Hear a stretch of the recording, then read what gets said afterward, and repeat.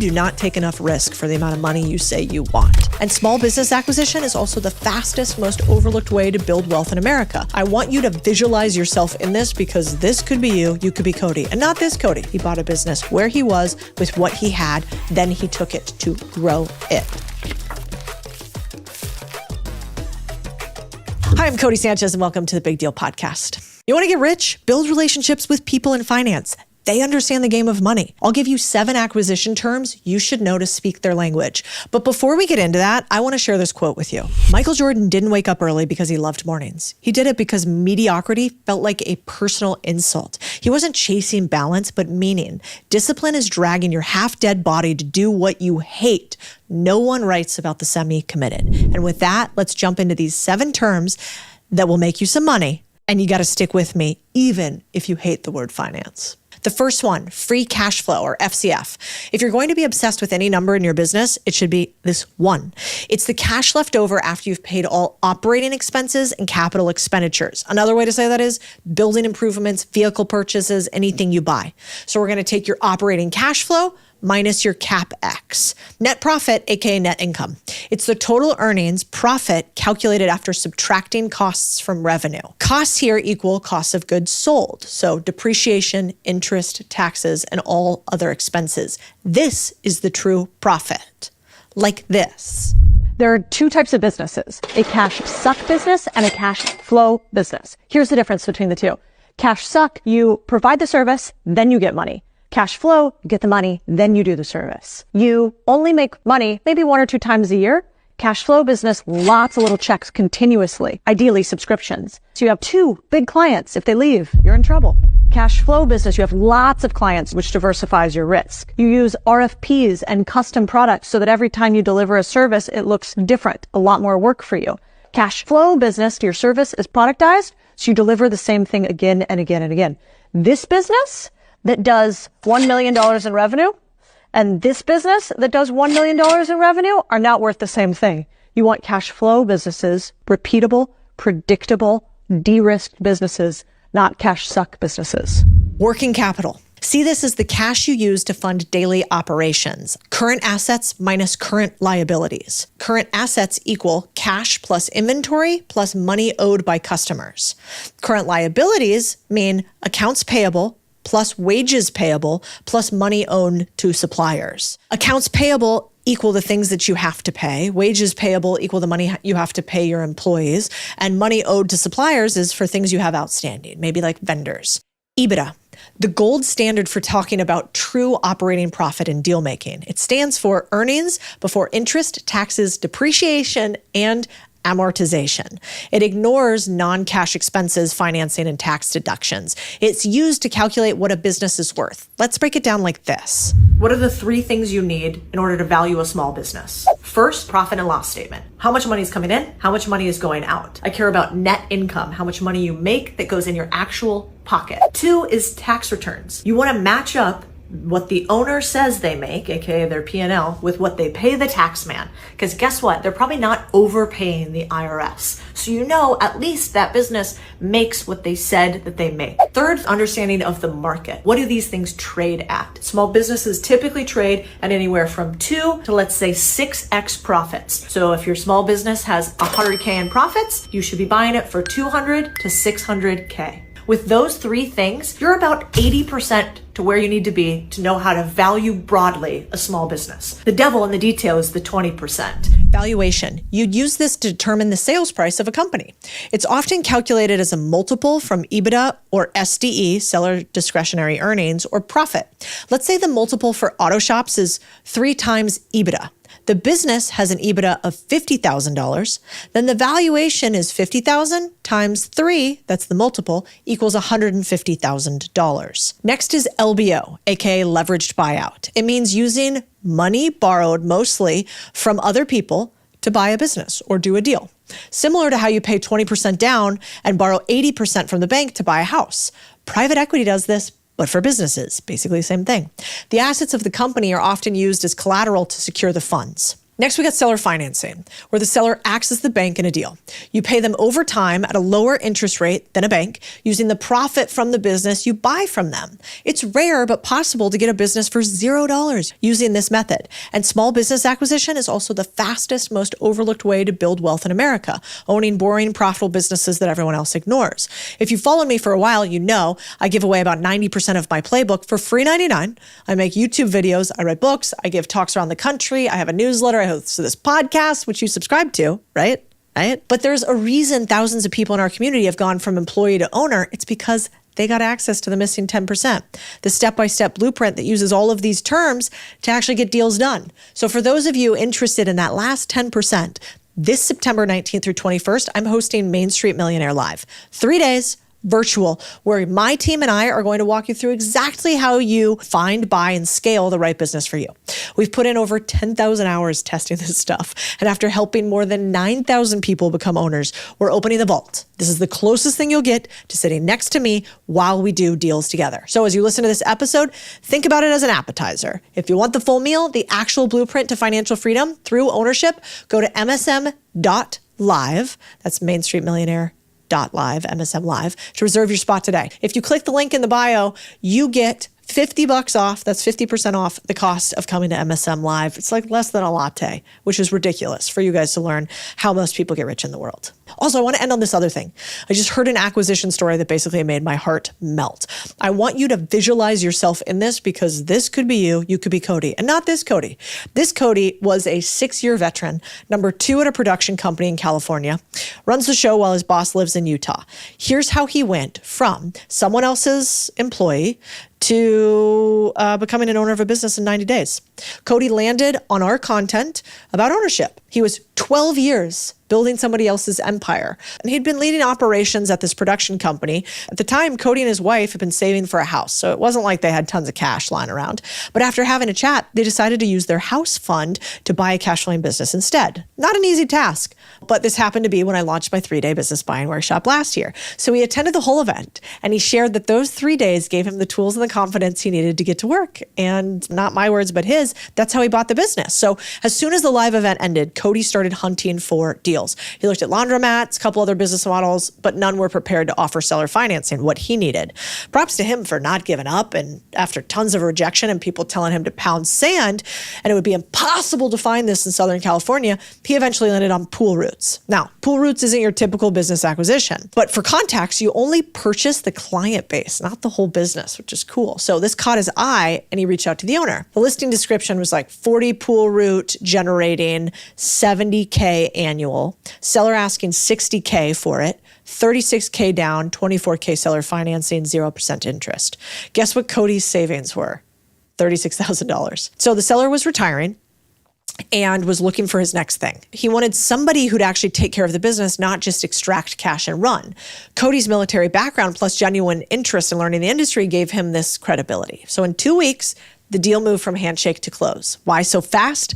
Codie had a tiny window at his job where work was slow. So here's another smart move from Codie, not quitting his job. Don't go all in until you're cash flow positive. So it took him a few months to figure out how to start making money in the business, and now he has a business that's profitable. 3 months into the business, here's what he has accomplished. The route grew from 40 to almost 50 pools. Monthly revenue, $7K. Monthly payment, $2K. Codie's take home, somewhere between $4 and $5K monthly profit while learning the business, which is really impressive. The best part is Codie's already thinking like an owner, hired and training a pool tech, future operator, building systems so he can remove himself from operations. He wanted to hit 150K ARR by the end of the year. Not only that, he has plans to own the entire pool cleaning supply chain. So he's thinking, all right, I'm going to buy some routes. Then I'm going to buy pool supply stores. Then he's going to add on new services like calcium removal or reverse osmosis machines. Those make a lot of extra income because they're bigger projects. Also makes his business more defensible. What I love about Codie's story is he had the guts to bet on himself, and he didn't have to go huge and buy a giant business. He bought a business where he was with what he had. Then he took it to grow it. I love this story because Codie did the thing that most of us just talk about. You want to know a hard truth? You do not take enough risk for the amount of money you say you want. So do the risky thing. And also, if you're not subscribed to this podcast, hit that fucking subscribe button. Chris Voss is one of the FBI's former lead hostage negotiators. He has negotiated with terrorists like ISIS. He has stopped live hostage situations. He has also negotiated across some of the biggest boardrooms in billion-dollar companies all around the world. If you haven't read his book, Never Split the Difference, you should absolutely read his book. It's one of my favorite books when it comes to negotiating. And every time I speak to Chris, my mind gets blown wide open with new ways to make more money and get people to do the things that I want them to do. This podcast has all of that. He has stories in here I've actually never heard him share before anywhere. And he has things that you can take today to make you more and also to make you maybe even a better human in how you communicate with those you love and those you don't like very much. Without further ado, my friend Chris Voss. What I wanted to talk about to you today is, like, we've been talking a lot lately and you've been everywhere, Prague, Helsinki, all across the world. And I was wondering, what are you talking about now? Like, what are you obsessing on? Well, more ways to help people understand why this works. And then a talk I just gave in Riyadh, which, by the way, Saudi these days is fascinating, fascinating. I think they told me 60% of the country is 35 and under. Like youngsters that want to get at it, that care less about the past and more about the future, which is what that age group's about. Like, we don't care how you guys did in the past. We want to see what's the best way to do it going forward. So what I talk to them a lot, particularly in the Middle East, like, why are we all the same and yet simultaneously all different? Which was, at one point in time, I thought it was an academic distinction that just made academics happy to talk about, the difference between feelings and emotions. The first time somebody brought that up, I thought, I don't care what the difference is. I'm a layman. I make stuff work, and we're going to use the black swan skills whether or not there's a distinction between feelings and emotions. I don't care. And so then a friend of mine, Eric Barker, wrote a book called Barking Up the Wrong Tree, and a blog by the same name, and he's written that different cultures have terms for feelings that other cultures don't have. Like in this island of South Pacific, they don't even have a term for this feeling or emotion.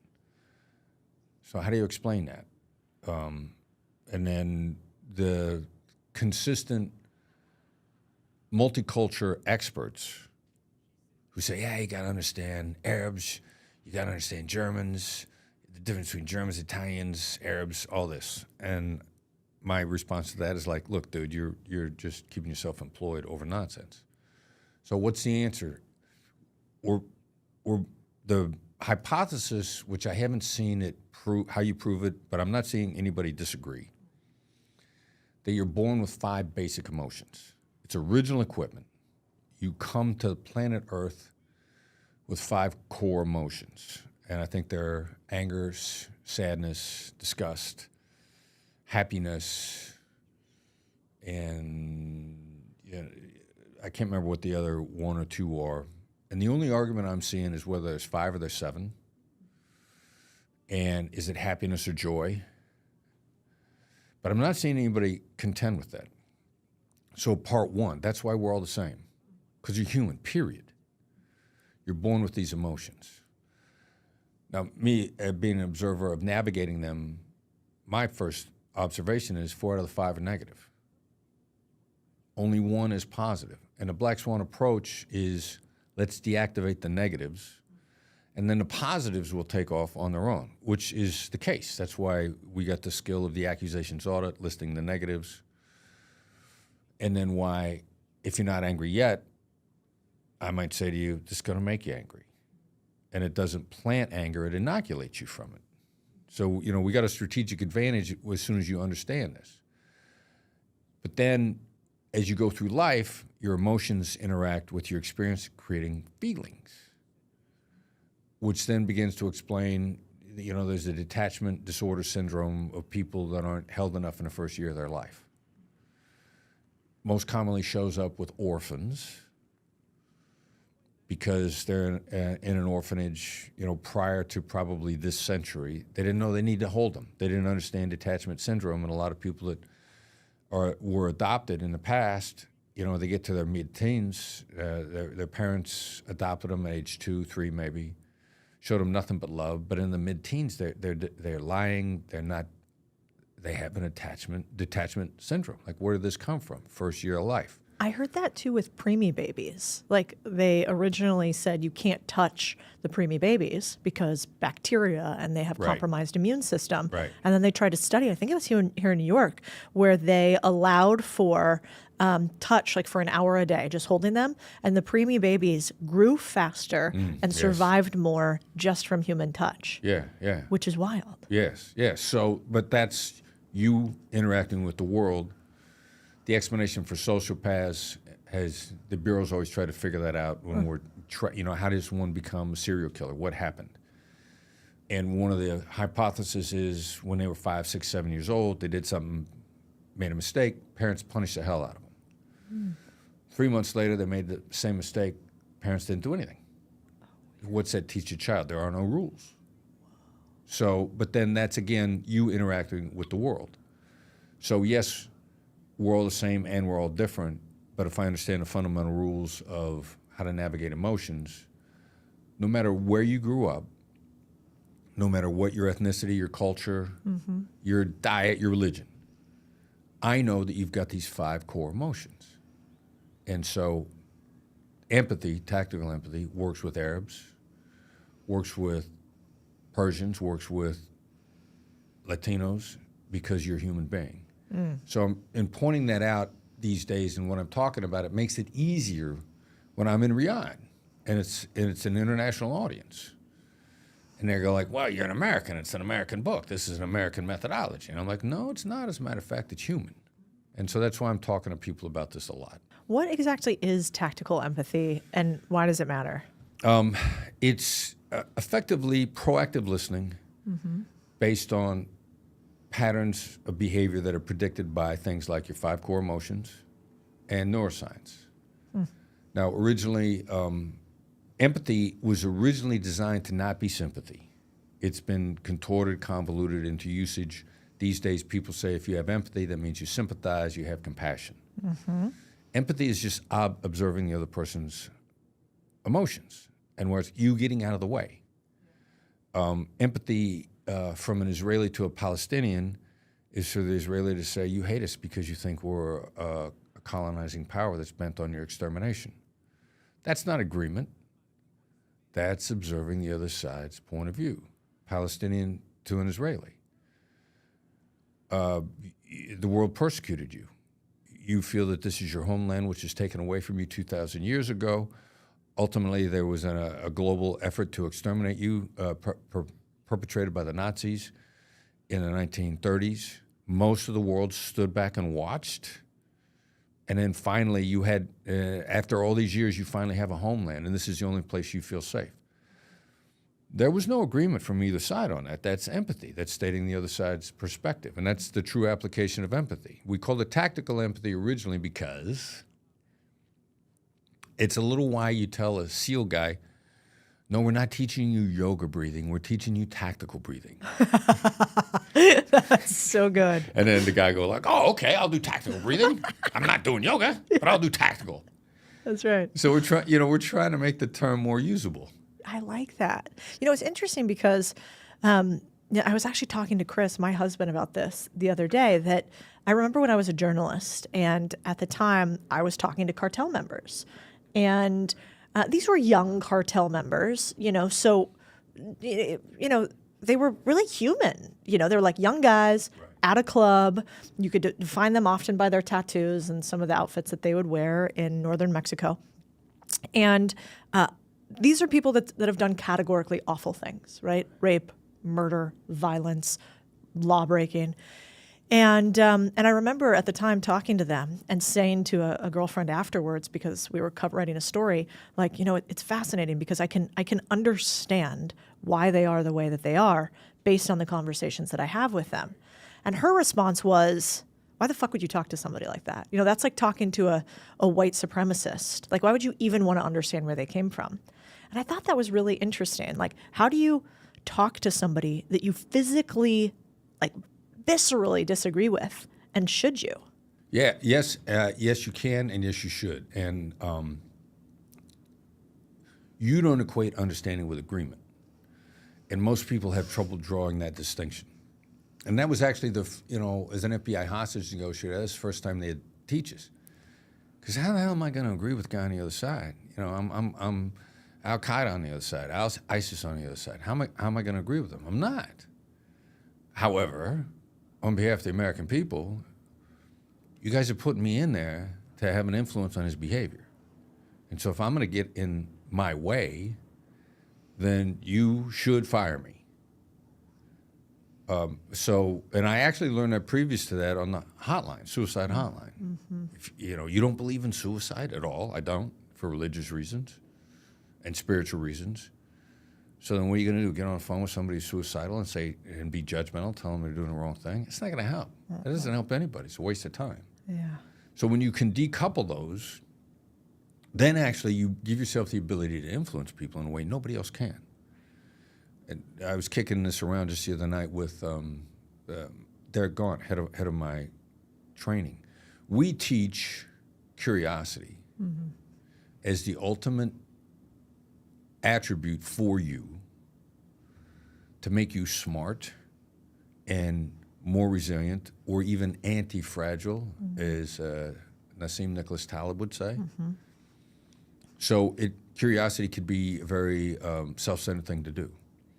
Simultaneously, I can open anybody up, like anybody, with my curiosity, because curiosity is impossible to resist. And so you can talk to a member of the cartel and they will not be able to resist your curiosity, because you're not judging, since you're not agreeing, then you've got no problem internally. You're not violating any of your core values to talk to them, because you're not agreeing with them. But they will open up to you in ways they will not open up to anybody else, which gives you a superpower. That's so interesting. So today, we yell at each other on the internet. We have massive judgment for each other. We think it's wrong often to associate, date, or engage with somebody who has different views than us. Right. Right. And what we're actually doing is maybe killing our own superpower with that. Well said. That's right. Interesting. So if you wanted to influence somebody, what is the way to do it? Is the way to do it curiosity? Yeah, and then they'll feel it. Yeah. And everything that they say, they'll be encouraged, because they want to tell you. Like, there isn't anybody out there that doesn't want to open up to you. They still want to be judged. And as soon as you're delighted, because curiosity is highly positive. I'm in a conversation, how we got into this with Derek, I'm in a conversation 3 nights ago with a woman. We're describing another conversation. I interviewed somebody for a marketing position on my team. And shortly I found out that they had a formative moment in their life was during a seance on a Ouija board in his ex-girlfriend's haunted house that she grew up in. Okay. And because I find that stuff out about people. I find a thread, I start digging in, I'm going to find out about you. And so this woman is listening to the conversation. She says, how do you get from an interview for a marketing job to a Ouija board in a haunted house? I'm like, it's, I don't know, it's just me doing my thing. She said, I don't see how you got there at all. So I turn the conversation on her to draw her out, and she's being very guarded because she knows I'm getting ready to come at her with the skills. And she's like, you can't do this on me. And so we started out asking her about her background, where she grew up, and her dad, and she's like, I don't know anything about that. I don't know how he got there. I don't know, and this and that. 15 minutes later, I'm getting a detailed history of this guy, her father, and it's utterly fascinating. It enlightened me about Cuba. It enlightened me about the relationship between Spain and Cuba. I found out that Castro's parents were Cuban. Now, he was born his parents were Spaniards. Yeah. Now, he was born in Cuba, but your first set of values from age 0 to 5 is what you grew up with in the house. So even though he's Cuban, he started the world with Spanish values because his parents were emigrated from Spain. Oh, shit, those are my people. That's not good. Which then puts a whole nother spin on the history. Now, I'm fascinated by this. I'm curious. Yeah. This is exactly the same thing that she told me 15 minutes earlier she didn't know. Interesting. Because she's blocking me. She wants to know, am I using a technique on her? And is it safe to open up? Mm-hmm. And am I going to criticize? Mm-hmm. But I'm fascinated. I'm curious, which then comes out in how I respond. She says something sort of innocuously about some member of her family. And I'm like, yeah, really? Like, how does that work? Because I know this and I know that. And how does it play in? I'm intensely curious. She opens up. And not only that, at the end of the conversation, she wants to have another one. Having been opened up against her will, she found the experience great, which means she doesn't resent it, which means she'll talk to me in the future, which means I can ask deeply core value-related questions in the future. If we're ever working on something together and we have an issue, she's going to trust me. Mm. This is the beginning of a great working relationship, great personal, whatever you want. Mm-hmm. And that's what curiosity does. You can open anybody on earth up with curiosity. Do you think, I mean, young people, especially today, you know, there's lots of studies that show that we have less face-to-face communication than ever before, lots of async communication. We don't really like to pick up the phone. You know, we like to do a lot of text communication. Do you think young people are worse at communicating than prior generations? Without question. Communication, emotional intelligence is an unlimited skill and a perishable skill. So if you haven't built it, you haven't built it. You know, it's like going to the gym. You're not going to be in shape unless you go to the gym. You stop going to the gym, you start sliding back. Now, that doesn't mean they can't do it. And so the interesting thing we found about that is the 1%ers, the top performers, in my view, no matter what the generation, they're all the same. Whether they're in their 20s, 30s, 40s, 50s, 60s. So they do have an innate curiosity and a desire for innovation. And a desire, first, to beat the competition. But then the real revelation is, how do I be the best I could be? Mm-hmm. That's the other thing I'm talking to people a lot about now, because you may be best in class, but for you, you're only at your C grade level. And you don't know it because you're best in class. Yep. So then how do you get to a level that you don't even know is there? Yeah. And the top performers, as soon as they discover empathy, they're like, wow, this is cool. I can't get enough of this. And I got a 22-year-old, a 28-year-old, a 32-year-old. And when we're doing our live in-person training, they are some of the most interesting, because the world has said, well, you only want to text, so I'll just text you. Or, you know, the educational institutions, kids these days just want to be digital. And so we'll feed them what they want. And they don't know that they've been blocked from this. Mm. So when they discover communication, like, the world has opened up. So yes, they tend to be less skilled in it, but when they discover it, they're more delighted than anybody else is. Interesting. Yeah, it's almost like we've forgotten what we knew. Yeah. So what about, I want to go back to something you said before because it's fascinating. You were negotiating with what we would call terrorists. Bad guys, as bad as you can imagine. What is your process for getting interested in them? Do you have to fake it for a point? Do you have to fake non-disgust? How do you have a conversation with somebody that you hate like a terrorist? No, you don't have to fake it. You don't have to fake curiosity. Like, I didn't realize that at the time. Like, I knew how influential the process was from practice. Mm-hmm. I didn't understand all the moving parts at the time. I just knew the abilities it gave me, which was, if I'm listening, if I say a couple of things, if I understand how they see things and I can feed it back to them, then I'm going to gain traction with them very quickly in a way that they are not prepared for. They're prepared for arguments. They were never prepared for empathy, ever. bad guys who rehearse in advance what to expect. Hezbollah in the 80s, when they were kidnapping Westerns all over the place, they were told what the kidnapped victims were going to say. You know, the jailers had bosses, and the jailers would say, you know, they're going to say they're innocent. Here's the predictable dialogue. And so it would wall the jailers off that were holding the hostages. So but then nobody ever prepared for empathy. Al-Qaeda didn't prepare for empathy. ISIS didn't prepare for empathy. It catches them off guard. And I'm delighted that I know it's going to catch you off guard.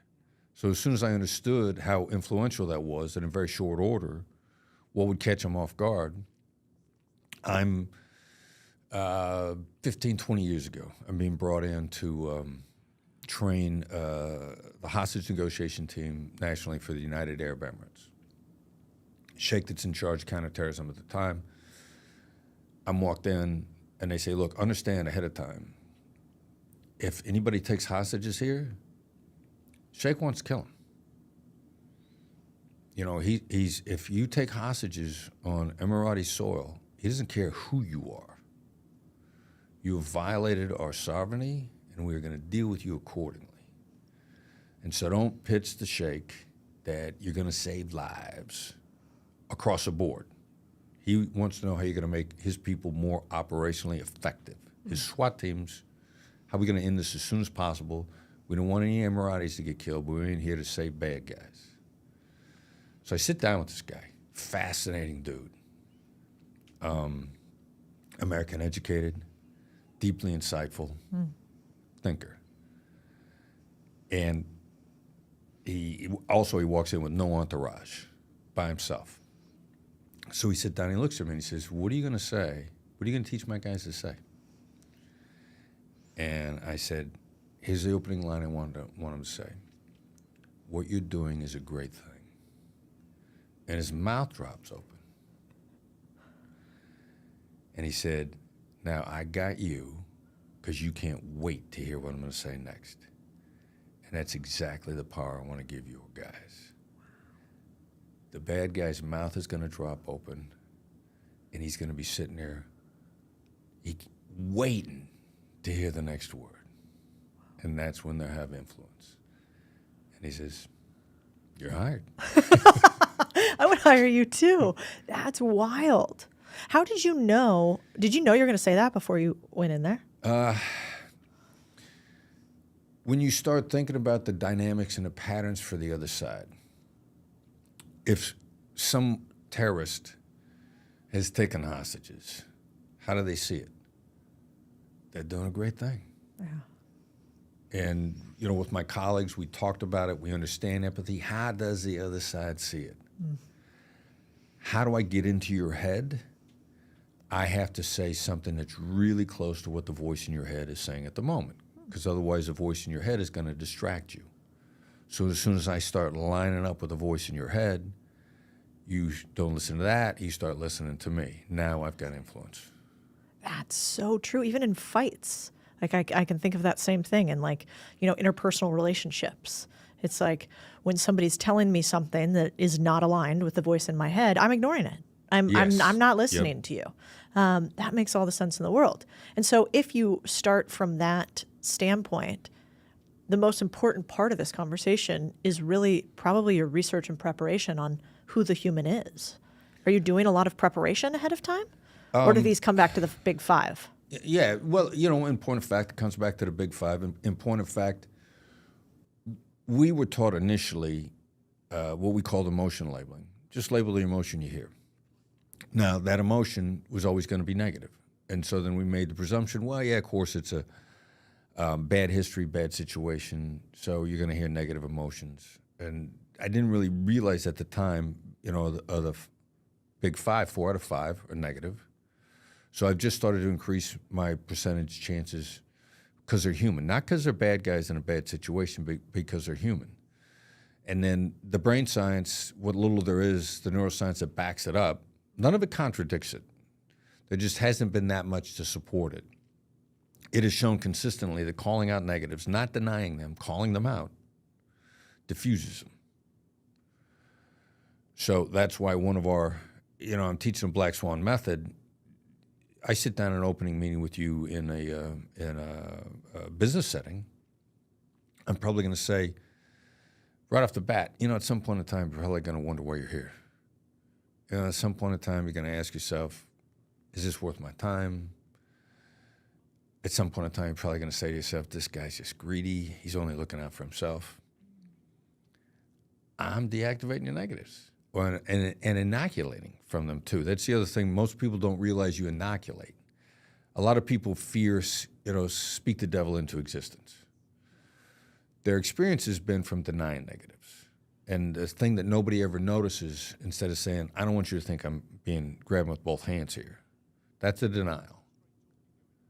But if I were to say instead, it's probably going to feel like I'm grabbing with both hands, your reaction is going to be like, well, you got to look out for yourself. Yeah, that is. Why do I want to say that? Like, why do we want to say that back to you? Because that's my gut reaction. Yeah. I think there is a fundamental human instinct for fairness, which the exploiters use against us on a regular basis. Like we call fair the F word.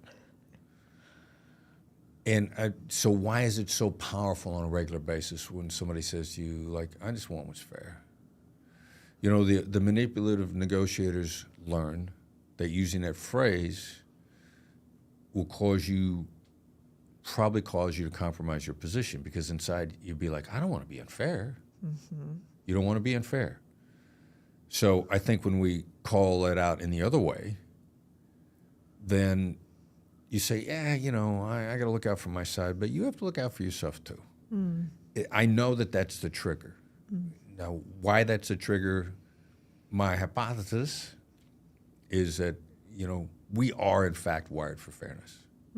Yeah, otherwise we wouldn't exist as a society, right? I mean, right. if we were all Machiavellian to our roots, dark triad, sociopaths that went after our own interests, we wouldn't be able to have a cooperative society. Right. We wouldn't be able to innovate to the level that we have. So at some degree, in order for humanity to continue, we had to err more on the side of, peace, sex, continuation of species, as opposed to violence and destruction. Otherwise, we probably wouldn't be here. I mean, New York, how many people are in the city? Tens of millions. And if we were all destructive and self-interested at all times, I don't think the city would work. It'd be Mad Max, wouldn't it? Yeah, that's right. That's right. What about, when I've heard you say before that you don't really lie. Is that true? Has there ever been an investigation or a negotiation where it was life or death, so you had to lie, or you think you should have to lie? No, I don't think it's ever necessary. I'm very much against it. First of all, liars are really good at spotting lies. And so we'll often invite you to lie to test you. Number one. So it's number two, even if you're great at lying, it's exhaustive. And if I talk to you long enough, you're going to say something contradictory. Right. And I'm going to figure it out. So even if I'm good at it, you're going to catch me, ultimately. And then the relationship is destroyed. So it's often a test. And we know of instance after instance where being determined to tell the truth was what made the difference. And everybody appreciates, it's just don't lie. Just it's really hard. Business these days, deception by omission tends to be accepted. And it's because out of defensiveness. People don't know how to tell the truth. And you get really caught up in short term. And this is another reason why, an example, Egyptian business deal. And I'm picking it out because it's in the Arab world, but they're people. So Egyptian businessman has got a contract with the Egyptian government for a $4 million contract. It's whatever his company's selling him, and $4 million. And, he's going to get big commission. Company's going to make a lot of money. But he knows it's not going to work. And finally, he can't take it anymore, and he reaches out to his government contact and says, look, this thing you guys are buying from us, it's going to fail you. They cancel a contract on the spot. Now, because he was such a successful salesman, he doesn't get fired. I'm sure he was worried about losing his job, but he just couldn't compromise his integrity, couldn't live with himself. And his boss, since he was a performer, was kind of like, all right, we're going to live with this. 3 months later, same government point of contact comes back to him, awards him a $12 million no-bid contract. So long-term, it's going to work out for you. And he's even as I'm riffing on this now, listening to an interview by Jordan Peterson the other day, and he says the truth is the best long-term strategy. So, but we get caught up between short-term success and short-term fears versus long-term. I'm long-term. And when you start looking around for it, the truth is the best long-term strategy. But it feels like it's going to cost you now, and it scares the heck out of you, which is why often people defer to deception by omission, and so many people are kind of forgiving of it. But when I find out that you deceived me by omission, I'm probably not going to be angry with you, but I'll never trust you again. Yeah, you have it just like in the back of your head a little bit. Yeah, were you always like that? Like, were you like that as a kid, or is that something that you became after being in the bureau? No, and my father was very high integrity, a hardworking, high integrity, I'm proud to say, very blue collar guy. Yeah. So he kind of instilled that in you. Yeah. Interesting. Because it definitely, even if you look at a lot of our politicians today on whichever side, it's almost like, I kind of laugh watching the debate because you're like, well, who lied more, But it's not like who didn't lie. Right, it's like, exactly. who lied more? So we have this natural proclivity, I think, in society to say it's cool. Like, we know they lied, but like not that much. Right. And I do think that negates our institutions by and large. Yeah. Well, we start with what's a white lie, and then how big does that latitude get, and then for what purpose? Yeah. What are some of the tells about somebody lying to you or not? How can you tell if somebody's lying to you? Yeah, so that's a great question. So I don't believe in tells per se. I believe much more in the way a polygraph works. Polygraph tries to figure out what you look like when you're telling the truth. So then when you come out of that profile, then you're lying or you're deceiving. Prosecutor, Southern District of New York, Pat Fitzgerald, brilliant dude, used to always say the truth comes out the same way every time. So I will talk to you not looking for tells, but I'm going to try to draw a bead on what you look like when you're telling the truth. Every now and then somebody wants to play, they interview me, they want to play this 2 truths and a lie game. And so what I do typically is I just start firing questions at you, and then we go through any one of your stories, and then the minute you're out of sync, I'm like, all right, so 2 truths and a lie, which 2 stories came out the same way, which story came out differently, what did you do differently? All I know is it's different. So what does that mean? That means tells are situational to the person. In very broad terms, you can kind of guess. But another interview that I'm hearing recently, the person who's kind of this body language expert says, all right, so if you got a frown on your face, if you look angry, you could be angry. You could have gas. True. If I go, oh, they're angry, and they're not, then you've blown it. You went down the wrong rabbit hole. So tells per se are strictly within context to the person, and I will talk to you long enough until I get an idea what you look like when you're telling the truth. That's what I'm looking for. Interesting. And so how do you do you think you can beat a polygraph test? You can't beat a good polygrapher. And it's whether or not the polygrapher is any good. And a really good polygrapher will tell you before they put you on the box whether or not you're lying. And a good polygrapher, either if you tell the truth, you tell the truth one way. Maybe you never tell the truth. And a polygraph will pick that up. And so that's why a good polygrapher will say, we detect deception across the board. So we don't know what they're lying about. We don't know what they're telling the truth about. All we know is they're not into telling the truth. And so you don't beat the polygraph per se. Nobody ever, if it comes back inconclusive, which was the good polygraphers in the Bureau, say it's inconclusive. They're like, okay, good. The guy's hiding something. We just don't know where it is or what it is. And so every now and then somebody will take a polygraph. We asked him 5 questions and he passed the polygraph. No, you got to ask about 30 questions.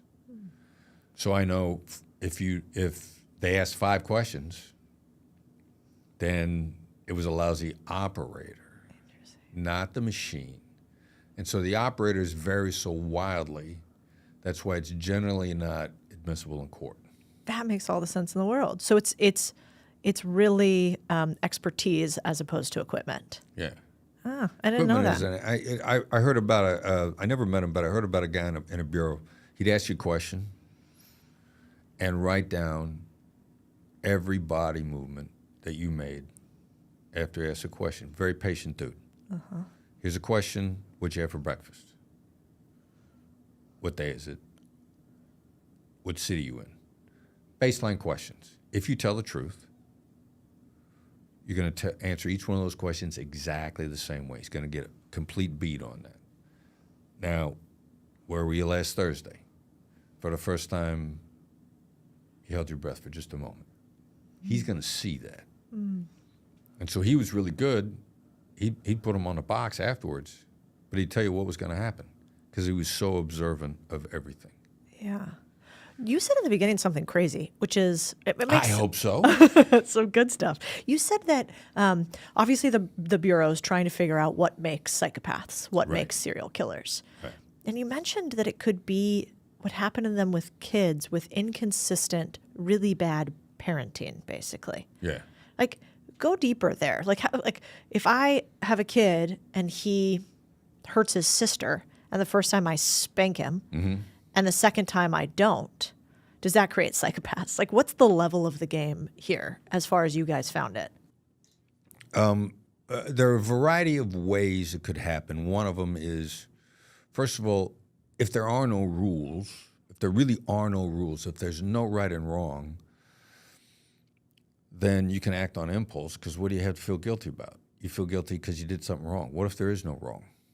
What if it's all in your head? So how do you learn right and wrong? From your parents, from your religion, from your government. That's how you learn right and wrong.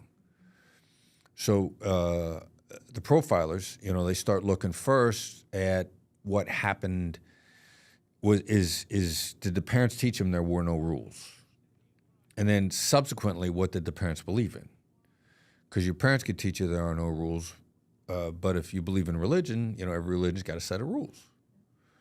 Or what if you're in the Soviet Union, or you're in a country that doesn't believe in religion or actively discourages religion as a set of rules to govern behavior? We start finding out, we collective hostage negotiators globally, every now and then we'd get somebody from another country that would take hostages and they would kill indiscriminately. And we couldn't understand why. They were from countries where the governments fell. So if you're from a country where you got your rules from the government and the government fell, what did you learn? There are no rules. So where do you get your rules? And at some point in time, did something happen that caused you to believe that it was all made up and there was no right and wrong? And then there's some other behaviors that might interact to lean you in one direction or another. So do you think that, like, today in society, we know that religion is declining, like organized religion uptick, maybe not over the last 2 years. It seems like there's some trend reversal, but I haven't seen the data. But we have seen, let's call it over the last 100 years, real decline in organized religion uptick in America. Right. Also, we've seen, we're in New York. It appears to me that we have a little bit of we've got a disagreement with rules here, depending on who you are. It's like, is it lawful? Is it not? Right. Kind of depends. Right. So do you think that means that we're creating more psychopaths today? Yeah. I don't think so. Although the number has fluctuated. Like when I first started looking at the number, they used to say like 1 in every 112, 116. And now they're saying roughly 1 in 35. What? Which then I really enjoy talking to groups of more than 35. That's horrifying. Is that Because then I'll say, look around the room. Look around the room, see if you can spot psychopaths, because there's more than 35 of us here. That means there's at least one. Whoa. So are we creating more, or are we just increasing our ability to detect them?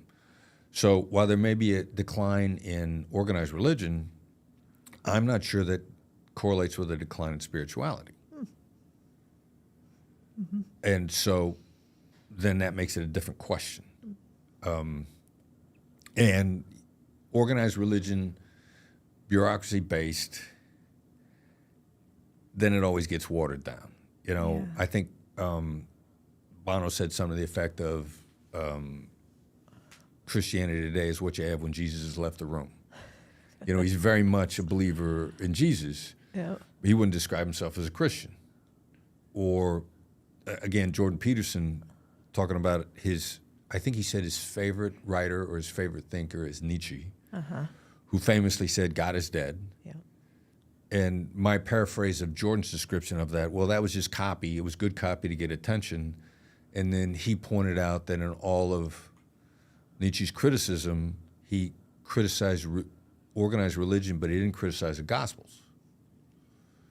So then, all right, so now we got a departure. What's spirituality versus organized religion?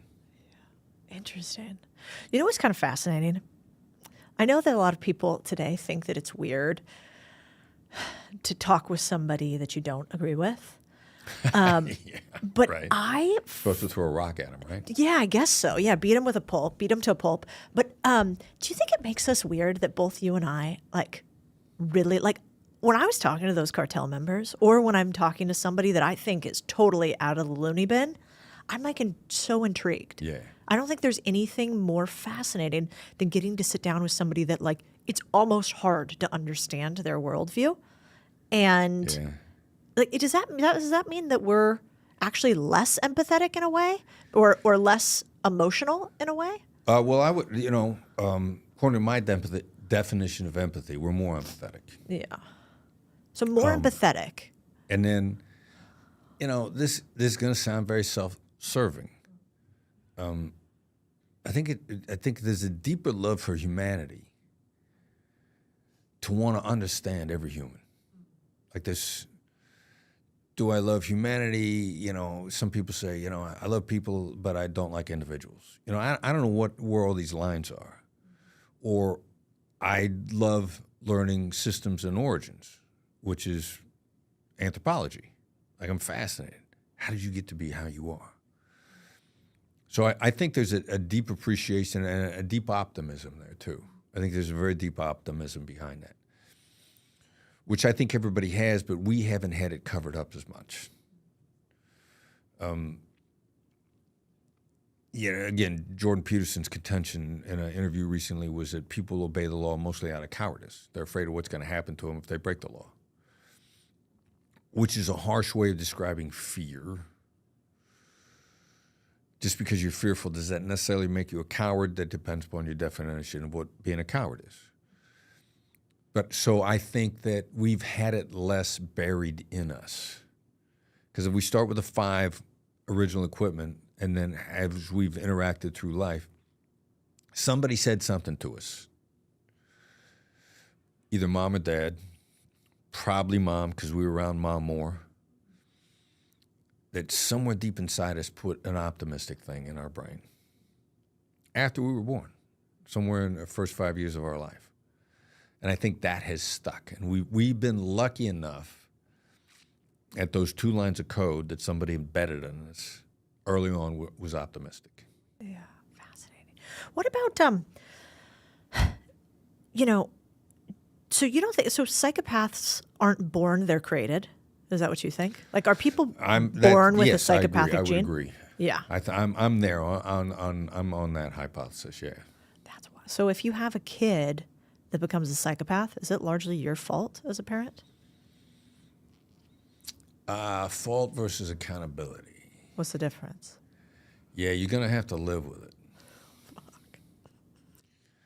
Yeah, maybe it's a politician's answer. I once heard Chris Christie say, "It wasn't my fault that it happened, but I am accountable for the results," which was an interesting distinction.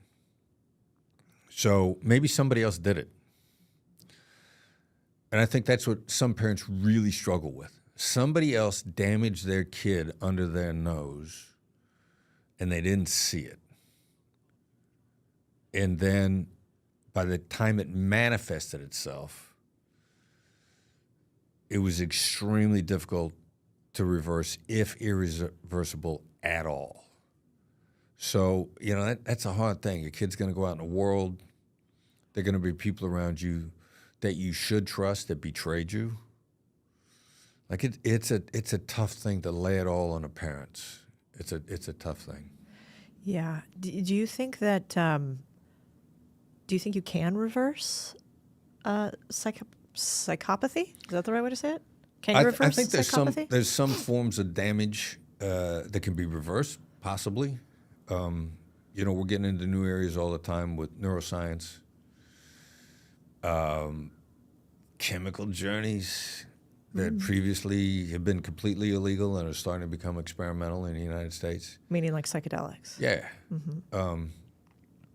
There are probably certain things that can never be reversed. We are never going to get away from the reality that there are going to be some people that we're going to need to lock up and never let out. Now, how many of them are like that? That's a tough one. What's going to happen to them? Andre Norman, friend of mine, doing serious jail time, convicted for attempted homicide 8 times. Has a moment when effectively God comes to him in a jail cell and says enough. Maybe before that, you'd have been convinced that you'd never get Andre out of what he was. 3rd-ranking prison gang leader in the state he was in. Very, very, very dangerous, very bad guy. Everybody's scared of him for good reason. Now making the world a better place. Before that moment, you'd have said you probably would have said you can never let this dude out. Now he's making a great contribution to planet Earth, so it's a little bit hard to say what's irreversible. How do you know he's not lying? My gut. And his actions since, we crossed paths early on, introduced by a very good friend, Joe Polish. And Andre's just doing too much good in the world and just too straightforward. Like, you got a kid who's on drugs, Andre will find him, bring him out. And he said, what did he say happened? He was, 2 epiphanies hit him at the same time. And he was, in his description, in his jail cell, plotting 2 murders so that he could rise to number 1. And 2 simultaneously things hit him. He was going to become the king of nowhere. I'm going to be king. And then, what am I the king of? I'm the king of nowhere. And then I've also heard him say that God just said that's enough. Fascinating. So the only answer is it's not like here's steps 1 through 7 to stop becoming a psychopath. There's no 4-hour work week to psychopath's behavior changing. Yeah. How do you solve the riddle? I don't know. Keep trying. Don't give up. I've heard you also say that a lot about tone with your voice, which every time we talk, I always notice with you. You have like really good intonation. And I was reading a study that I thought was fascinating that shows that 38% of communication after studying hundreds of people in the workplace came through tone. Not even the words that we said, but the way that we said them determined our outcome. So if somebody got what they wanted or somebody didn't get what they want, it was often the way they said it, not the thing that they said. Right. What was the percentage again? 38%. Yeah, okay. Yeah. Oh, Does that seem right? Yeah. Yep. I've seen a 38% number crop up a lot. Yeah. Okay. And do you think that that's true? And what do you know about tone and how to use it in conversations? Tone is like the spin on a football or a baseball. Like a baseball player wants to throw a strike. For the ball to hit its target, it has to have spin. And so they throw a knuckleball. A baseball player pitches a ball that has no spin. The thing flies all over the place. Nobody knows where the hell it's going. The catcher doesn't know where it's going. And nobody knows. It's going to miss the mark. So tone is very much like putting spin on a ball. It's essential for it to hit its target. And so then when you begin to experiment with it and are fascinated by it, curious about it, and you start picking it up different ways. The great comedians. Chris Rock delivers his monologue in a monotone. Nobody's going to laugh. But he starts adding his tone of voice. And then everything hits the mark. So if you're interested in communicating verbally, you start studying tone. You notice tone. And then if you want your words to be effective, and I start realizing a certain tone, it doesn't matter how nice I said what I said or how nice the words were. If my tone was off, it ain't going to land. And so I want to be effective. And so I start to pay attention. And then hostage negotiations and the suicide hotline, they taught us, the downward inflecting, calming tone, the late night FM DJ voice. And then I'm doing a training after I understood how powerful that was. Psychologist in a room, hypnotherapist comes up to me afterwards. He says, that's exactly the same tone of voice hypnotherapists are taught. So I'm like, ooh, there's more to this than meets the eye. And then the neuroscience starts to kick in, and your response to my tone of voice is a neurochemical response, which means it's not a choice. And if I can trigger neurochemicals in your brain, then you can't stop me from triggering them. Now, you can fight them, but I can initiate the process, which then is why curiosity is impossible to resist, because my curious tone is going to dissolve your barriers, and whether you like it or not. Yeah. Do I get to tell my husband now next time we fight if I don't like his tone that it's not going to land at all? Do you ever say that to Wendy? She's like, listen, your tone, buddy, ma'am. Oh, I hear about my tone from Wendy every now and then. Wendy occasionally gets the real me. We joke around. We refer occasionally to me as her emotional support porcupine. That's my Chris too. Maybe it's a Chris thing. It's a Chris thing. He is literally the best emotional support animal, but he is a porcupine. Every now and then. Oh my God, he's going to hate this, but that's true. Okay, so apologies to Wendy, but let's imagine that you're not with your beautiful... By the way, she told me, she wanted me to tell you, and I tried to get the specifics out of her. You've got some place where you encourage people that are struggling with their businesses to get help and sell off assets or right themselves. And she had a cosmetic perfume endeavor with a celebrity social media influencer that didn't do the work. Whoa. Let him down in a big way. And she saw what you had, and she took the issue to some advisors, and now not only are they not going to lose money, but she's going to end up putting her investors in the black. So she wanted to thank you for that. Yes, I love hearing that.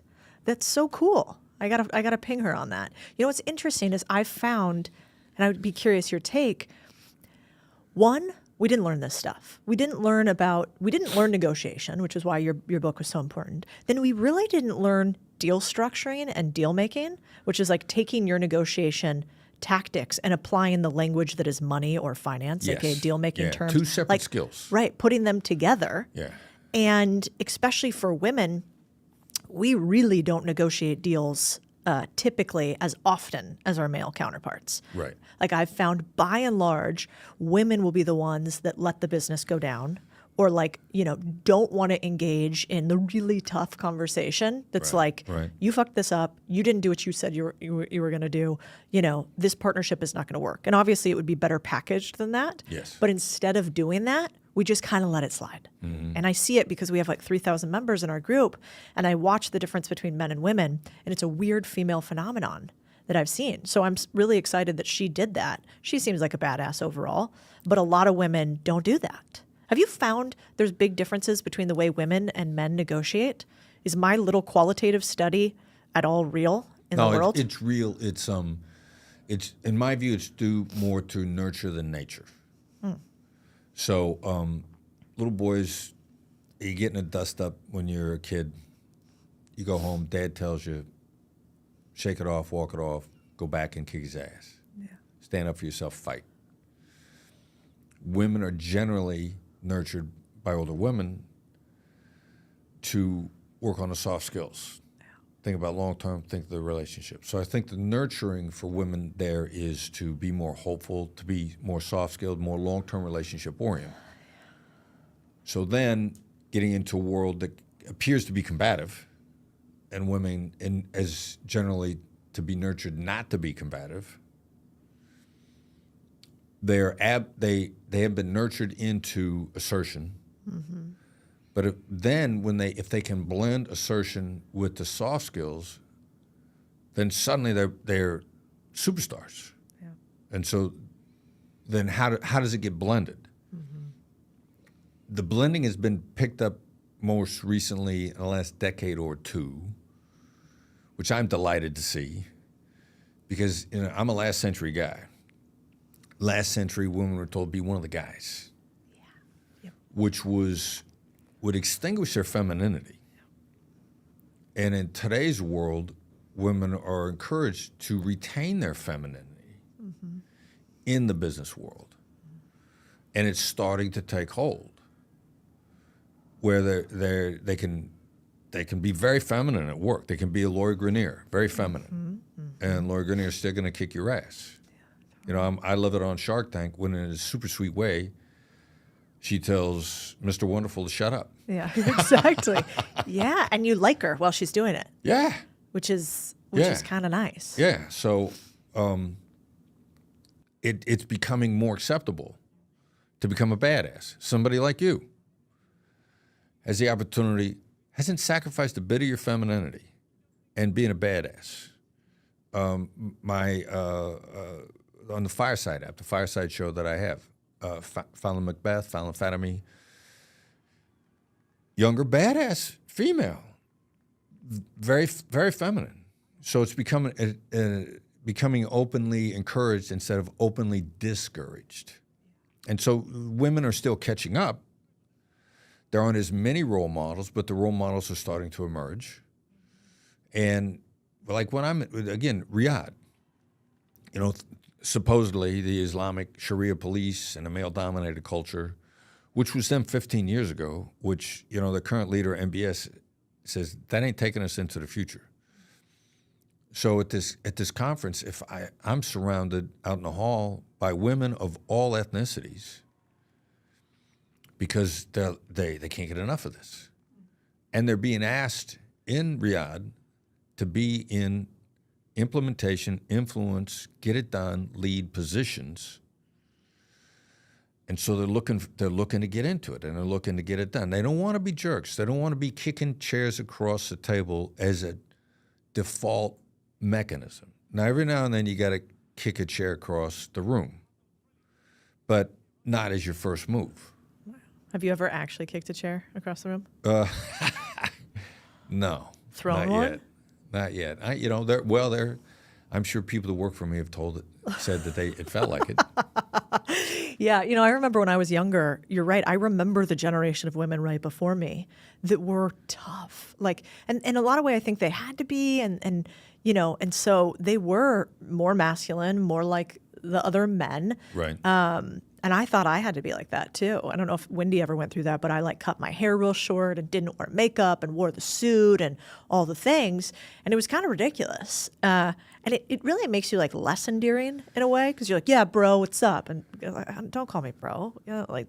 And so it doesn't feel very real. It's almost like you're lying, but not on purpose. I think so. I think if you're extinguishing part of you to try to fit in, it's a bad idea. And for women, that is called for less now. There are, you got a large audience, and they're not being ridiculed over it. They're not being told to be. If somebody tells them to be one of the guys, they were like, yeah, I don't think so. Yeah, exactly. No, they won't. The other thing that I thought was interesting was I read this other statistic that said that there was a study done on a couple big corporations, but across thousands of individuals, that showed that it isn't intelligence as measured by IQ that increases earnings. It's instead that those with higher ranking emotional intelligence earn on average $29,000 more than those with lower emotional intelligence. Yeah, I'll buy that. That's annually. You think it's true? 1,000%. Interesting. So if you have higher emotional intelligence, you could make more money. Yes, and you can cultivate it, and you can learn it, and there's no limit to it. And it's perishable, which means if you don't pay attention to it, it'll go away. But you can rekindle it by paying attention to it. And by paying attention to it, that just means like asking more questions and really wanting to know the answer? Well, being more curious, and then also, we call it a cold read. Like, I walk into an airport, and I'm getting ready to check in at the counter, and the woman behind the counter is not meeting my eyes. And I'm next in line. And she's not looking up, Finally, she kind of, okay, looks at me. So a very well-intentioned but really wrong approach would be, how are you today? Well, I've seen that she's not good. And if I go, how are you today? I'm telling her that I'm not, I have my own agenda and I'm not paying attention to her. I walk up instead and I go, tough day?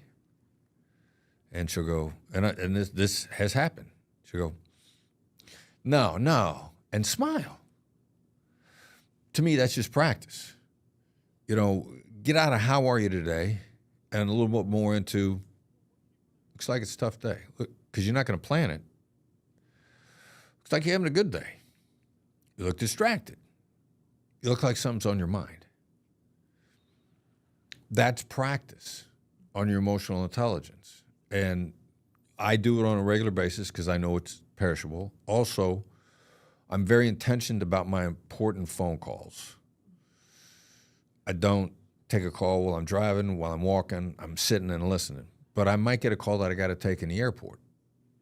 So I'm going to do some cold reads, emotional intelligence, at the TSA guys, at somebody else in line. Because the phone might ring and it might be somebody that I've been trying to get on the phone for weeks. And I got to take the call. So you can work on your emotional intelligence in little ways. You can work on it with your spouse, your significant other. And say, look, I'm trying to be more attentive. So there's all these opportunities to stay sharp. And so simple. That doesn't really take much time. Simple stuff. Yeah, it seems like most things in life that have outsized return are not that complex, which doesn't mean they're not easy, but they're pretty simple.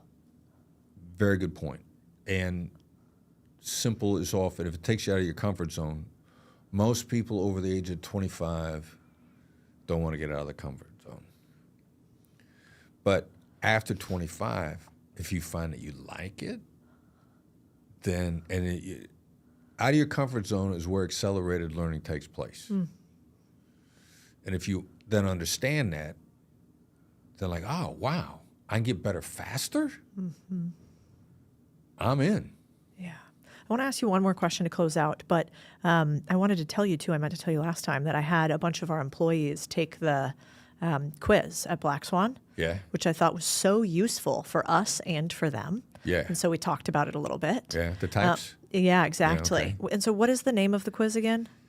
It's the 3 negotiator types. Yeah. And so this really helped me because we hired 2 new executives that were materially different. Wow, okay. And I am not always the best with I kind of can get in my lane where I go, I'm doing this, I'm going, and I could not pay attention to cues.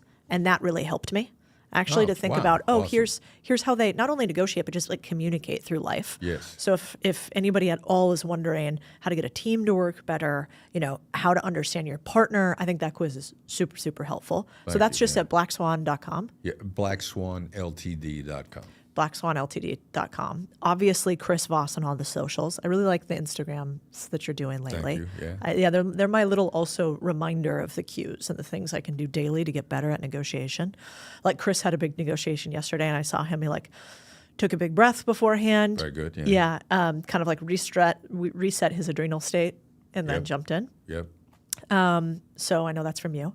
But the last question I wanted to ask you is, do you think that you can be interested in anyone? Like, is there a way to have any human be an interesting conversation and to never be bored when talking to somebody? Yeah, I mean, it's kind of, that's the way I delightfully sort of try to go through my life. Yeah, you can. If you're interested in where people come from, like I may not like you, but I want to know how you got to how you are. Or I also know if I'm deeply curious in you, there's a really good chance I'm going to be able to gain some influence in you. So to me, it's a combination of being both a missionary and a mercenary. So do you ever have a moment where you're meeting with someone and you're like, God, I'm so bored right now in this conversation?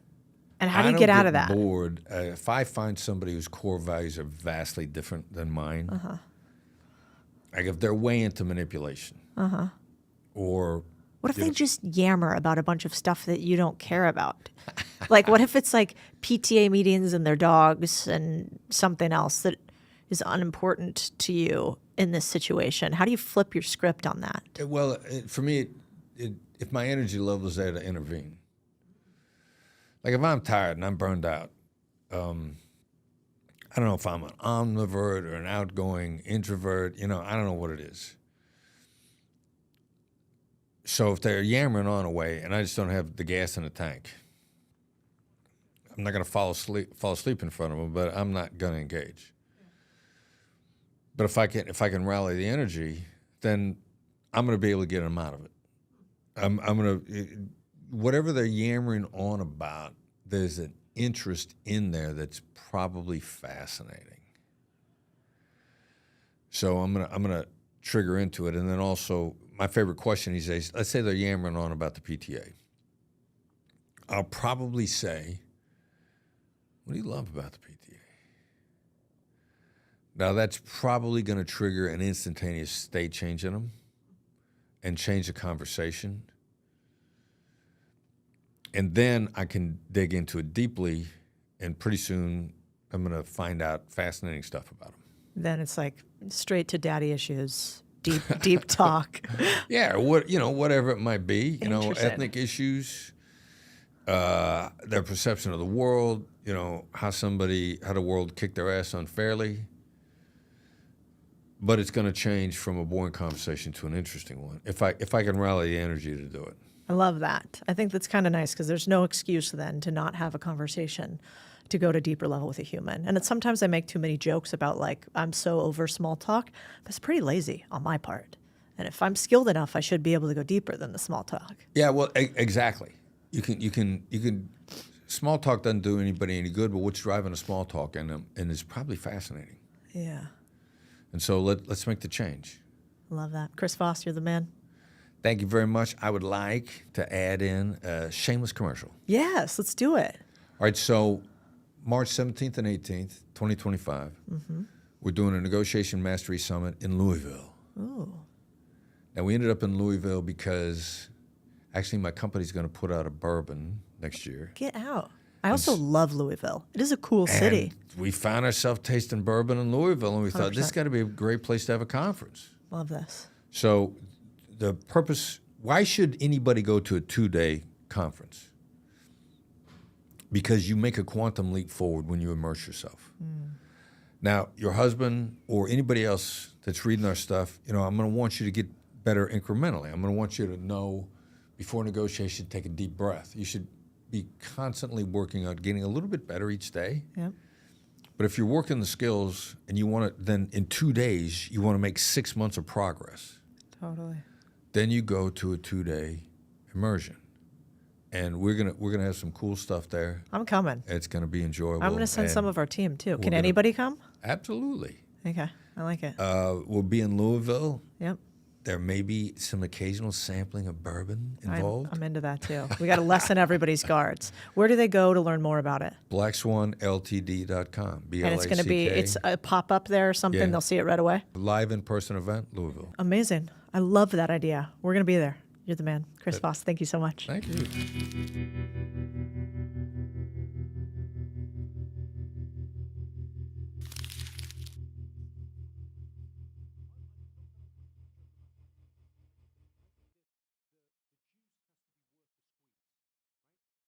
When you look at education today, do you think we can actually re-educate the entire, let's even just say the U.S., using the technology we have? 100%. What about for people who are really scared to have AI teach their kid? You should be terrified. They are being brainwashed by TikTok today. AI could be good or bad, and we need to have a huge effort to make sure that we use it for good. Founder of Trilogy Software and ESW Capital. Joe is now the principal of Alpha School. Today we're here with Joe Lamont. I saw a tweet from you. 3 girls in my Alpha High group were described by their parents as not math science girls. They've been focused on other pursuits, but their math SAT scores, 790, 790, 790. People read that and say that's crazy. In our school, that's normal. If we spend 10 years and educate kids the way we've been educating for 100 years, those kids are going to go into an AI world and have no skills that matter. AI gives these kids superpowers. You all believe if we educate kids like this, they will be more successful, and thus we will have all these beneficial repercussions. What does the data say? We are the best performing academic school in the country. Every single class we have is top 1%. No school can say that. Here's why, though. Here's what you should actually do if you're a parent. So you've been described in so many news articles as private, reclusive, mysterious, and a billionaire. But now you're back in the spotlight, in this room, on camera. Why? I believe 2 things. I guess I was big in the 90s. And then in 2005, I got married and shut everything down. My last podcast, sort of prior to this, was in 2005. And so I was quiet for 20 years. My youngest is now a senior in high school, and she's going to be leaving. And so my next 20 years is all about transforming education, and I think we can transform it for 1 billion kids. And to do that, I have to get out there and explain why it can be awesome for kids around the world. Like the co-founder of Alpha, McKinsey, she says, this is the best time in history to be a 5-year-old. Mm-hmm. And we totally believe that. And we need to go out and build that and make that happen. Was there just no point to being public beforehand? Like too much hate on the internet, not fun? You just like working with computers? Well, 2, I'm definitely naturally an introvert. And if I have a choice of just sitting inside, I definitely would do that. The other was just for family. I didn't want my family to grow up in that environment. And I wanted to make it as normal as I could for my kids. It's not quite normal, but not being in the press all the time makes it a lot easier. The other thing I got that happened in 2005, I got Forbes to take me off the list. So I was on the list in all the 90s, the rich list, and I got them to take me off. How? And so, well, there was a .com turn down, and so they were all like, oh, and if I don't give them data, right, then all of a sudden they're like, oh, okay, you must have lost all your money. I'm like, yeah, totally. And so then they found out later and put me back on it. And I had to sit down with my 2 daughters, and I'm like, kids, I hate to tell you this, but I've been lying to you. We actually have more money than we think, and it's gonna go out next week, and you're gonna see that we have more money, because I had basically been trying to have them grow up in a world where it wasn't surrounded by, billionaire kind of stuff. Yeah, smart. I was just with another friend of mine, Jenny, who is also, a Billy. But she was saying last night, she was like, we purposefully never put out how much we were worth, which I think for young people, they're like, why not? Where are the Raris? Where's the planes? But I think that's also often an indicator of perhaps not everything's very great if you're having to demonstrate that as your indication of wealth. So do you think for young people, or if somebody's listening to this, should you try to look poor? Is it a negative signal to actually focus on projecting wealth? When I look at kids' motivation, and students' motivation, right? All our schools are about what motivates students, and parents, like it or not, what motivates kids? Kids want to be influencers. They want to be famous, right? They want to be athletes. They want to be star athletes, right? They also want to be rich, right? Those are all dimensions that drive kids' motivation. And, you have one where when you get wealth, you're often like, oh, honey, or, son, that's not really that good. And it's hard, right, for the kid to be like, no, I want to go prove myself. I want to go do this. And so I believe it's just an intrinsic motivation in a lot of kids, and that you need to teach them the right way, right? There's all these great character building and life skills you can teach under that to get the habits you're looking for, right? In our schools, we start teaching about money in kindergarten. Right. And so we have a whole financial literacy program that starts in kindergarten all the way up through 12th grade to teach all the good habits that people need to have. Yeah. Well, I think it's good you're talking about it again, because what I found is once people get money, then to your point, they're like, oh, well, that's not important for us to talk about anymore because it seems gauche. And so then, but then how are you supposed to get it if all the people who have it will never tell you the real path to it? Correct. And so I think it's actually pretty liberating now that some people on the internet are saying, hey, okay, this is what it took. This is what it looks like if you have this much. It's hard to even conceptualize some of it. And so I think it's good. Yeah, no, I think teaching how to make money and capitalism, I believe there's a view of, if you're in the TikTok world, right, there is a view that socialism is much better than capitalism. And we don't teach why capitalism is good, and it's a force of good, right? And it can be very productive. It can be bad, but you can also teach kids this is how it can be additive to society. And that's not out there, and I believe it should be for sure. What do you think are some of the ways you can teach kids, or how do you teach kids about money or to get money? We want to teach kids how to earn money, right? How to save money, how to spend money effectively, how to invest, and how to donate, right? And it's all of those things. And for kids, right, it needs to be real money. It's why kids often got allowances and things like this, which is you're having to teach them how to be responsible about it. That yes, you have to earn this. And when it's your money, you're going to spend it differently than if it's not your money, right? And you are going to learn how to invest. So like in our middle school, for when they earn money, they can run and, basically Robin Hood for kids, right? They can invest. And, there's just so many great lessons. One of the things we allow the kids to do after they've earned it, they can invest in anything they want. And some 7th graders YOLO that money on some crazy thing and lose it all, right? And their parents are like, wait, what's going on? Why'd you let them lose it? And the answer is the best time to have that happen to you is when you're in 7th grade, not when you're 27, right? Or if you're going to have debt and a credit card, right? The time to learn it, we let the kids borrow, around it, and then they have to pay it back with interest. And our kids know what 25% credit card debt is, when they're in 5th grade, because they're having to earn back, whatever they borrowed to buy. And so all these life skills that you want to teach are totally teachable and actually need to be taught. Right? If you ask most parents, you're like, what are the life skills I really want my kid to know? Financial literacy, entrepreneurship, right? They want that as a course. And in standard school, historically, you haven't been able to. Sort of in our new model, you can absolutely spend plenty of time teaching kids these skills.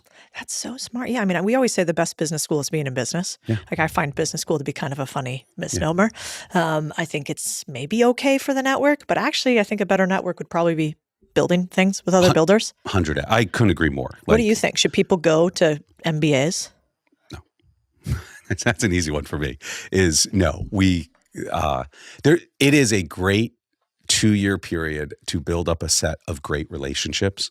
But no, there's nothing on the business knowledge that you're going to come out of there that is a fraction of what you would get from building your own thing for that 2 years. Like just not even close. And putting the $100K on the line for a startup instead of just getting debt that you can't ever escape. Correct. For business school. No, and back to the skills. These skills are all of how to start a business. You have to do it. So in our high school, we have a set of students who want to create a new curriculum for next year.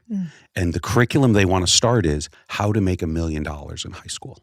Right. And they want to because all our afternoons they get to work on their passion project for 4 years. They're like, we can totally teach kids, right, how to be able to, what are the skills to build a business starting in high school, right? And that is really effective. And it's not going to be a traditional MBA curriculum. Now, people have said lots of things about Alpha School and, hey, billionaires are teaching our kids. And how can we do this with AI? And it's completely free form. And oh my God, you give them debit cards. But then if you pause for a second and you think about what school is like for us, at least I'll say for me, really hard wooden chairs with tiny little desks that you have to sit in for 8 hours a day, where you have to ask to use bodily functions and be taught from somebody that's never actually done the thing that they're teaching you about. It's wild.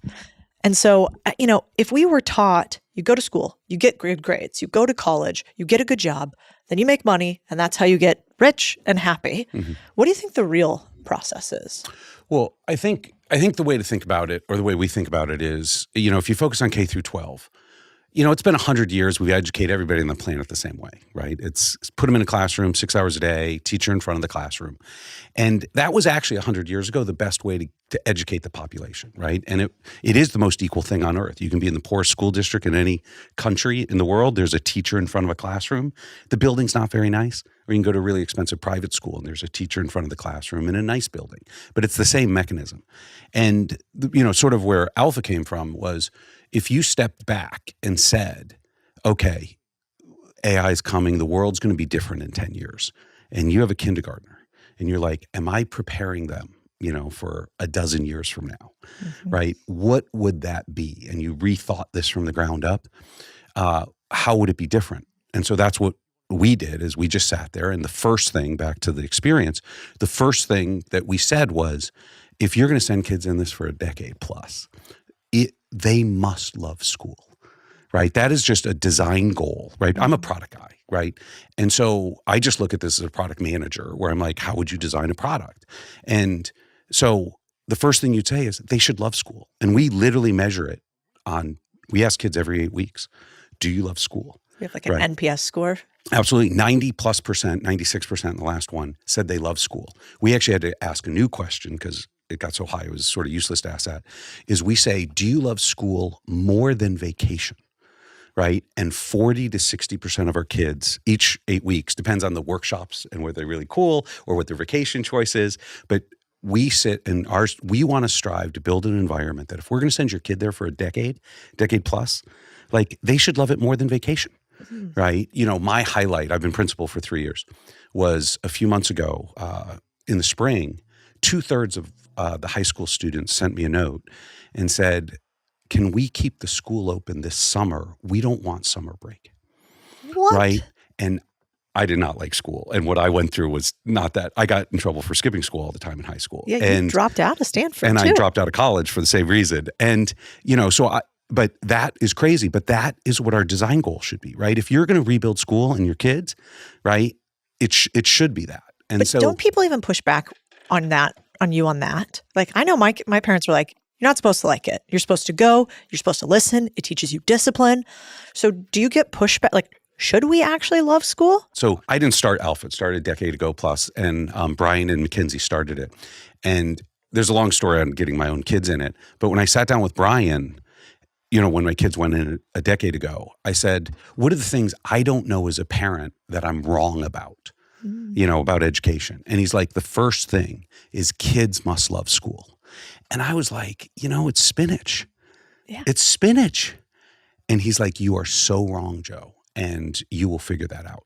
And I can now tell you, now that I'm principal, if you want to build a great school, they do have to love it. And if you ask back to learning grit and hard work, one of the life skills we learn is grit and hard work, right? And our kids, all our 8th graders 3 weeks ago finished a Tough Mudder, right? Wow. And crossed the finish line at the same time. It was a teamwork grit combo life skill workshop, right? And so kids will do hard things, right? But you want to do it in a framework where they love it. Yeah. And hard doesn't always mean monotonous either. No, those are two totally different things. They're exactly the opposite. If you want a kid to love school, it can't be monotonous. It is literally the opposite. And so that design goal of, you have to learn, you have to build a school that kids love. Mm-hmm. That is what unlocks kids' potential, right? Is they're doing it because they love it. The kids don't come in the summer because they're working on some monotonous. It's that they believe they're changing the world, right? The reason that team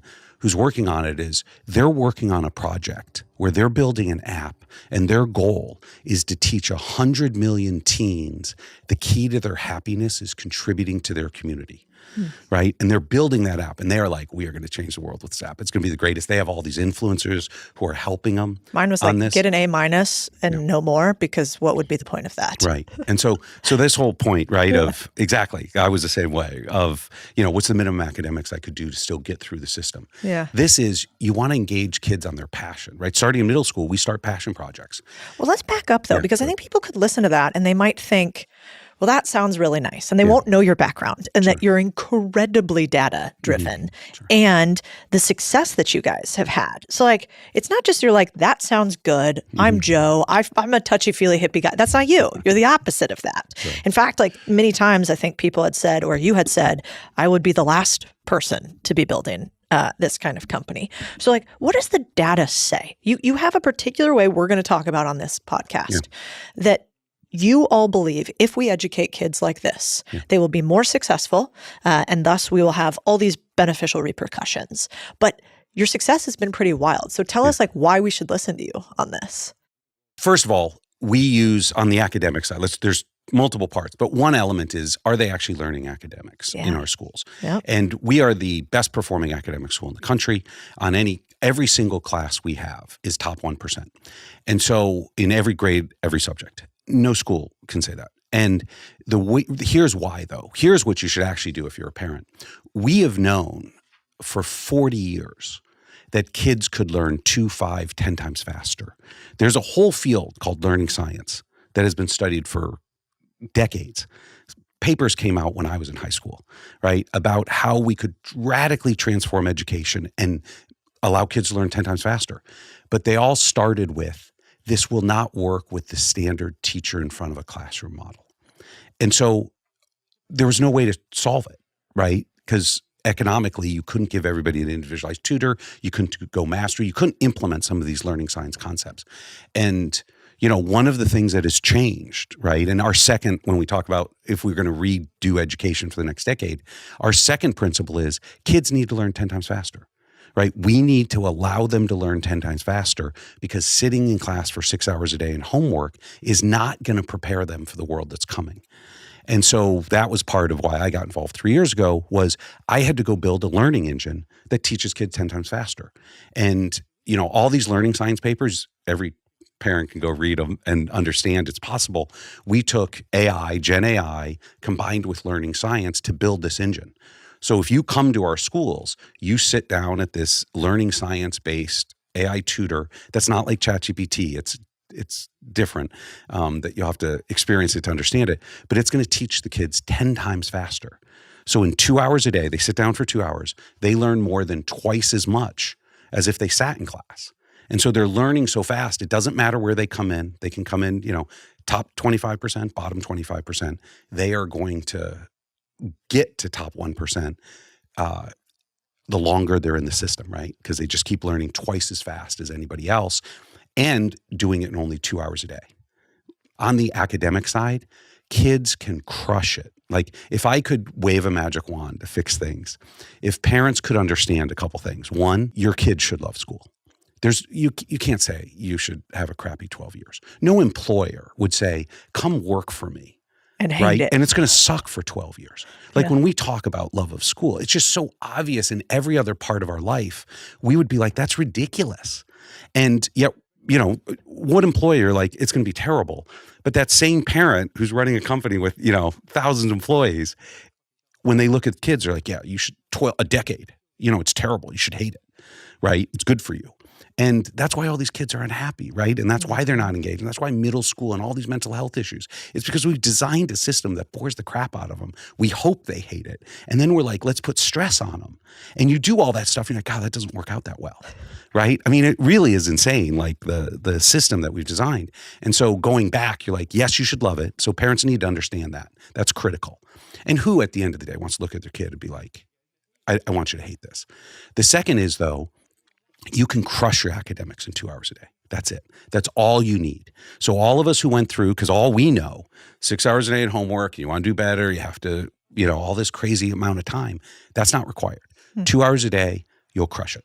And how many students have you taken through this? So over the last 3 years, you have a lot of data to back this idea. No, so we publish our data, so you can go to the website and it'll download, right? We are huge believers in standardized testing. And lots of parents don't like standardized testing. Yep. When they come to alpha, they actually love it because they don't believe me that the kids are learning in 2 hours. And so all these parents who are like, no, I don't like standardized testing. I'm like, great, just trust me. Don't worry, they're learning. They're like, no, okay, wait.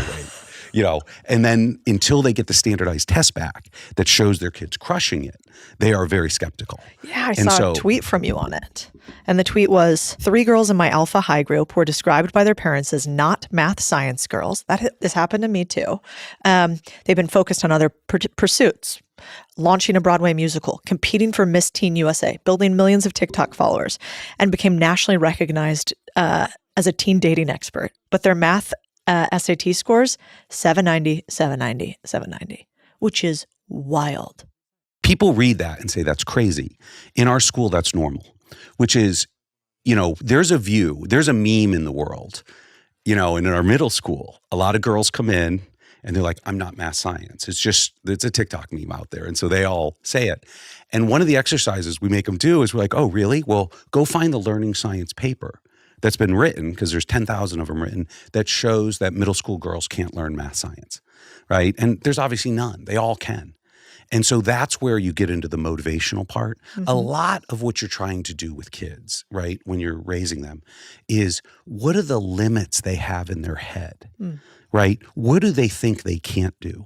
And how do I break through those, right? And that is the part, because that is what our guides do, right? We have guides and coaches whose entire job is to sit there and say, instill a growth mindset. Kids, you can do anything.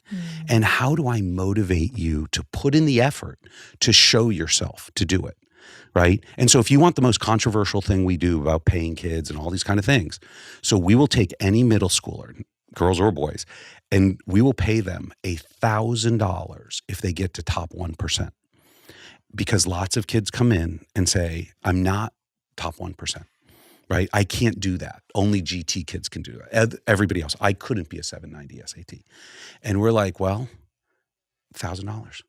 And we show them, because of how these AI tutor works, it's not about IQ, it's literally about effort. Wow. And we show them if with this tutor put it in the right way, in the system, they all can do it. And it literally will calculate for them. It's this many hours of time for you to get to top 1%. And they're just like, okay, well, that's many hours. Okay, I'm willing to put in the work. And then when they hit 1%, it changes how they see themselves, right? A lot of what you're trying to do when you're breaking through these blocks is they're like, I'm this kind of person. I'm not a math science girl. And you're like, no, that's just not a true statement. And then when they get top 1% in science, they're like, oh, I guess I am.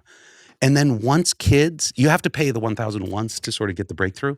But once they hit it, none of those girls needed any incentive to stay. That's actually not true. There was one of them needed some more incentive to get 790, and we'll talk about that. But they didn't need any incentive to get to 790, right? Because they saw themselves as, oh, I am a top 1% math science girl now, even though I'm still trying out for Miss Teen USA and all of those. The Broadway musical is another one, because we can talk about that. Another controversial part is, for her, she is trying to first all-teen produced Broadway musical, right? She sourced all the singers off TikTok, right? They had 1 million streams like the first weekend. She needed to go to New York to meet a producer, right? I think she's run 3 or 4 shows off Broadway already, but she needed to get to that producer meeting. And I was like, well, and she wasn't at 790 math. And I was like, you can totally do it.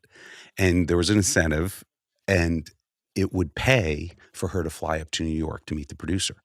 And she's like, okay, I'll go do that work, right? And then fly up and get it done. And so we will, back to earning. You're like, maybe you didn't want to do it and it was a little extra work to get to that 790, but you earned money that then you could spend on your passion project, right? That you could do.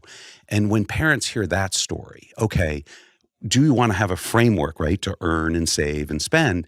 If your kid's earning money on some of the academics, that's breaking through some of, their inherent limitations, and it's being spent on learning how to invest or investing in their business or passion project they're doing, generally parents are like, okay, that's really a great idea. Like I heard the headline of alpha and I was like, this is stupid and I don't like it.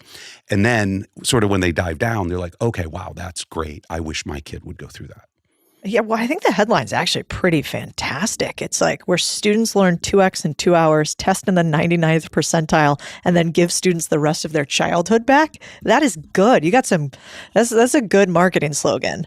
And the best part is always when your slogans are true.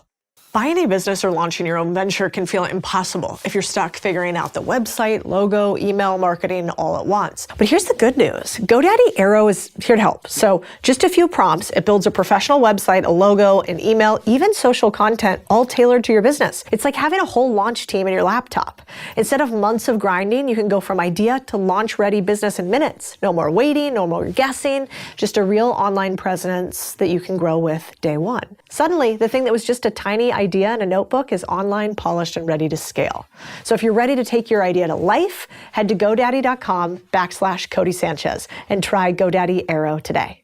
What about for like the rest of us? So people who are listening who don't have kids, who would have loved to go through this, but maybe feel like they've hit their levels. They can't get further. This sounds great for these malleable brains, but for them, it's not possible. Are they just out of luck? Like, can you learn how to change your brain and become a top 1%er past high school?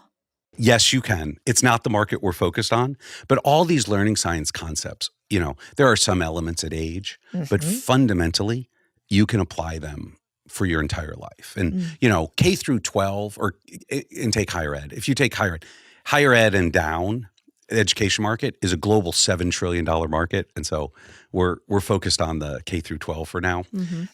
But there's a huge opportunity in education to take all these same concepts for adults. Right? What's the TAM of the larger side? I mean, near infinite in this world. Here's the issue you have right? When you look at the world today, right? AI is going to change everything. There's going to be massive reskilling that needs to occur, right? And we're focused on, okay, how do we prepare the world for the, you know, from kindergarten up, right? And then, but there's a whole nother set of, okay, all these jobs are going to be obsoleted, right? And how are we going to retrain all those adults? And I believe that's a huge market and that somebody needs to go in there. And I believe entrepreneurs need to go in. We can't just count on the old educational system that we all have been doing for 100 years. We need new entrepreneurs to go in and take these concepts and say, how are we going to reskill all the people who need it? You're on obviously the very cutting edge of AI, and you have been forever. From, I don't know if you would have called, you know, some of what you were doing back at Trilogy and ESW. Did you call it? Did you say you were AI focused? Well, it technically was AI. So my AI world was in high school. I wrote a paper on AI, and one of the segments back then, this is in the 80s. What year was it? Yeah. This is in the 80s. So this would have been like 1985. Was neural nets was a new area, and I was like, they're decades away. Yeah. Back then, what AI was like expert systems and ontologies. And so I went to Stanford, and I was literally in class with Professor Feigenbaum, who's the father of expert systems, which was AI. Now, the problem was AI was in its downturn phase. It had boomed sort of early 80s. There was a bunch of failed AI companies, so you could never call it AI. So when we started our company, when I dropped out of Stanford and started the company, we didn't call it AI at all because of the negative connotations, but it was the first AI product to sell $1 billion. And so that was sort of our claim to fame in the 90s of what built Trilogy, the software company, was AI. We just didn't call it that because we didn't want the connotations. That's fascinating. And now obviously the company's huge and you've bought all these companies and, you know, you're sort of a behemoth in tech. But God, I was reading some old stories on you, and I'm sure sometimes it's even hard to like reimagine, but I loved this one line about how like by the fall of 1991, you guys are like, at this point, I think still in your garage, sort of like five guys, no money, and you'd been 3 months away from product for 2 years. And, you know, you did the thing of working 20-hour days and sleeping under your desks. But the part that's interesting is how people were talking about how your former classmates, they were going to work for Steve Jobs and Bill Gates, and how some of the other friends of yours began kind of telling you, like, what the hell are you doing? What are you doing? Like, you're a smart guy. You dropped out of Stanford. You're going to build this thing. You've been 3 months away for 2 years. This is going to fail. Stop being even maybe what your dad said to you when you graduated Stanford. Was that Gregory was your dad? It was my dad when I dropped out. I didn't graduate, so yes. Yeah. And did he call you a moron for dropping out of It was Stanford? a big title in a magazine, like Forbes, I think. They're like, the title was "You're a moron," because that was his quote. Does that still feel weird, or does it not register for you anymore? Well, no, but back to that is, I believe, and we were talking about the MBAs before. Here's my difference of an MBA and an entrepreneur, right? Entrepreneurs believe they're going to change the world no matter what everybody else thinks, right? That they just sit there. And I remember back to one of the, we were building this engine, this, configuration engine, and we're in it, and we were just like, we're totally going to do it. And of course we know how to do it, and we'll get there. It just needs some more time every 3 months, right? We kept doing that. And I remember the parent of one of the founders, right, of the co-founders, is just like, and he had dropped out, and so the parents like mad at me because the kid's dropping out and doing this futile task, and it was all dumb and stupid, and my dad's calling me a moron, all those kind of things. And I was like, no, you don't understand. Bell Labs had 100 PhDs working on this, and they failed, right? I mean, isn't that awesome? And to me, I was like, because we're going to solve it. And nobody else has been able to figure this out. This is not awesome. And literally, they're like, that literally is an example that convinces me you're never going to succeed, right? And it's that blind belief that you are right? And that is what entrepreneurs do. Back to the MBA, I used to give talks at Harvard Business School and stuff back in the 90s. And I would just sit there, I say, here's your problem as an MBA. You're going to look at the spreadsheet and you're going to say that cell doesn't work. So the spreadsheet doesn't foot, right? It doesn't work. So I'm not going to do this idea, right? Because you're just looking at it and analyzing it.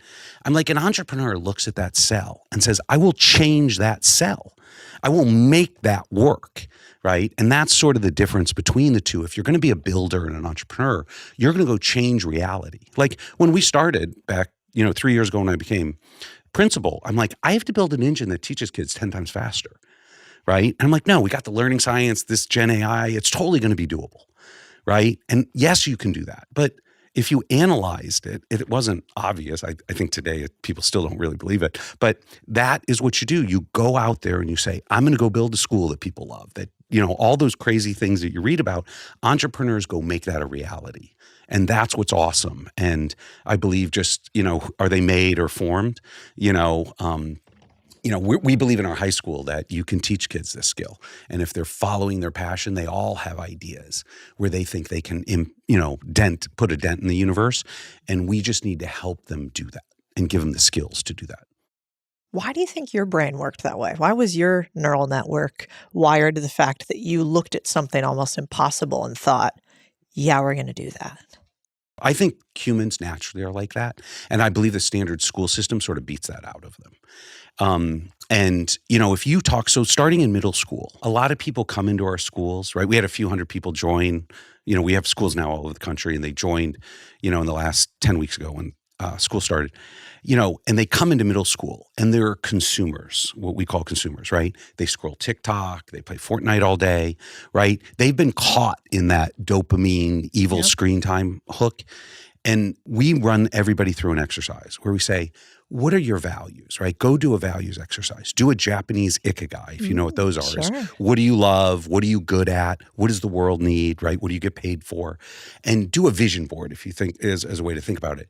These kids' vision board is not, I want to scroll TikTok all day or be a consumer. Mm-hmm. They want to go change the world. They believe they can, right? They want to. They just don't have the skills. And then after they create all this vision board of who they want to be, it's always awesome. Kids want to be awesome. They want to do great things. And then we make them do a 168-hour project where they track every hour of the week. And you are what you do. And that's when they have this realization, this middle school girl comes up and she's like, I guess I'm going to be the world's best TikTok scroller. Right? But the disappointment in her voice when she was like, I just did my vision board of who I want to be. And I realize, right, I've been caught in this consumer mindset and I'm trapped. And that is what our job in middle and high school is, to teach kids the skills to go be a builder, to go be a creator, because they all want to do that. It's not that this generation, right? It's like, oh, there's no ambition. They don't want to. They want to. Our school system just doesn't give them the skills to make that transition. So have you found that you can take your brain back from being hijacked by this attention economy we're in? 100%. So another example, this was probably a month ago, where a student came up to me where this was one of somebody who worked super hard. This is the other part about hard work.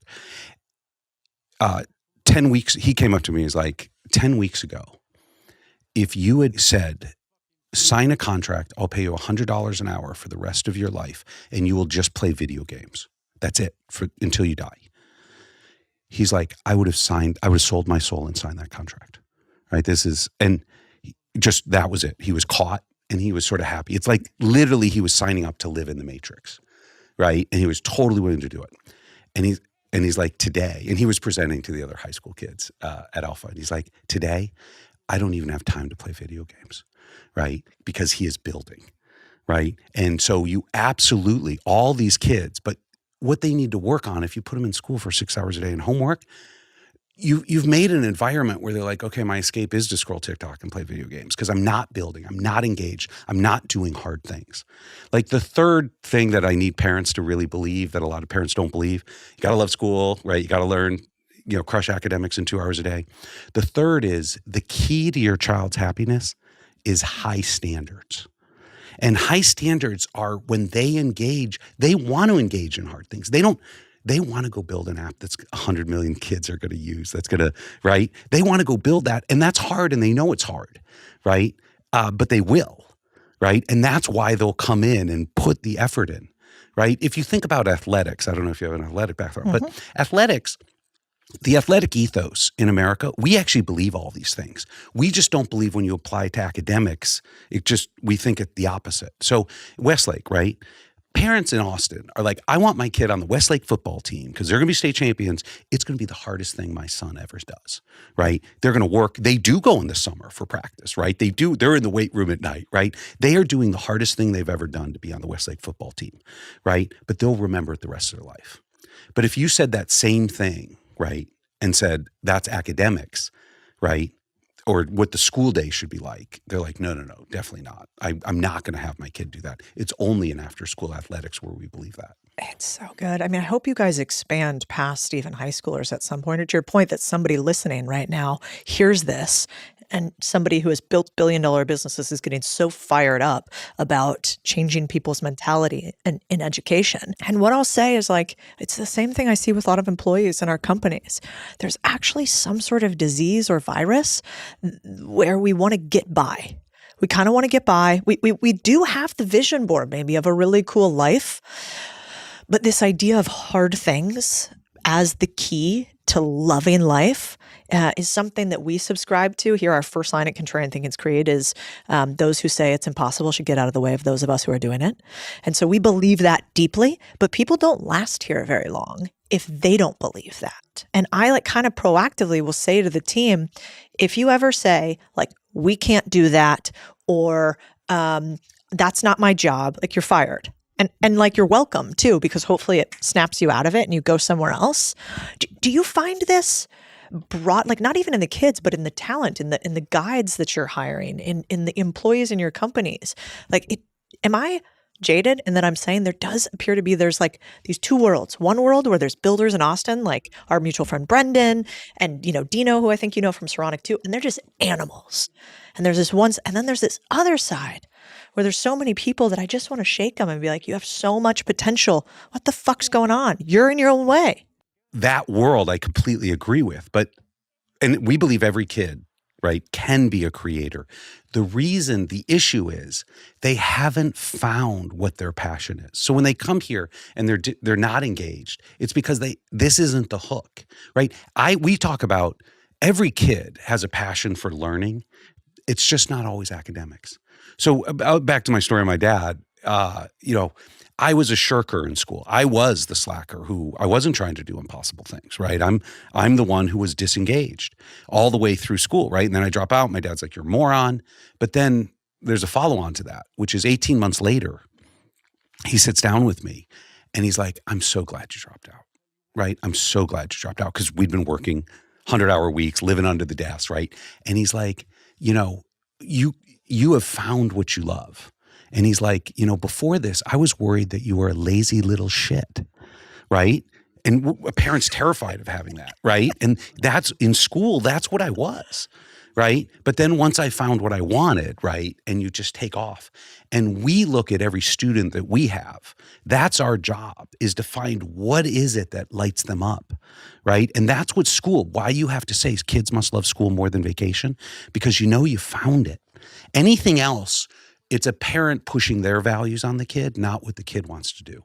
And so instead, you're like, oh, you want to build video games? We're going to let you build video games. You want to write sports? So we are starting, right, a sports academy where if you love sports, right, you get to start sports in the afternoon, right? And you still have to do the rigor of the academics in the morning and the 2 hours, right? But those kids are going to be the best academic performing athletes in this country.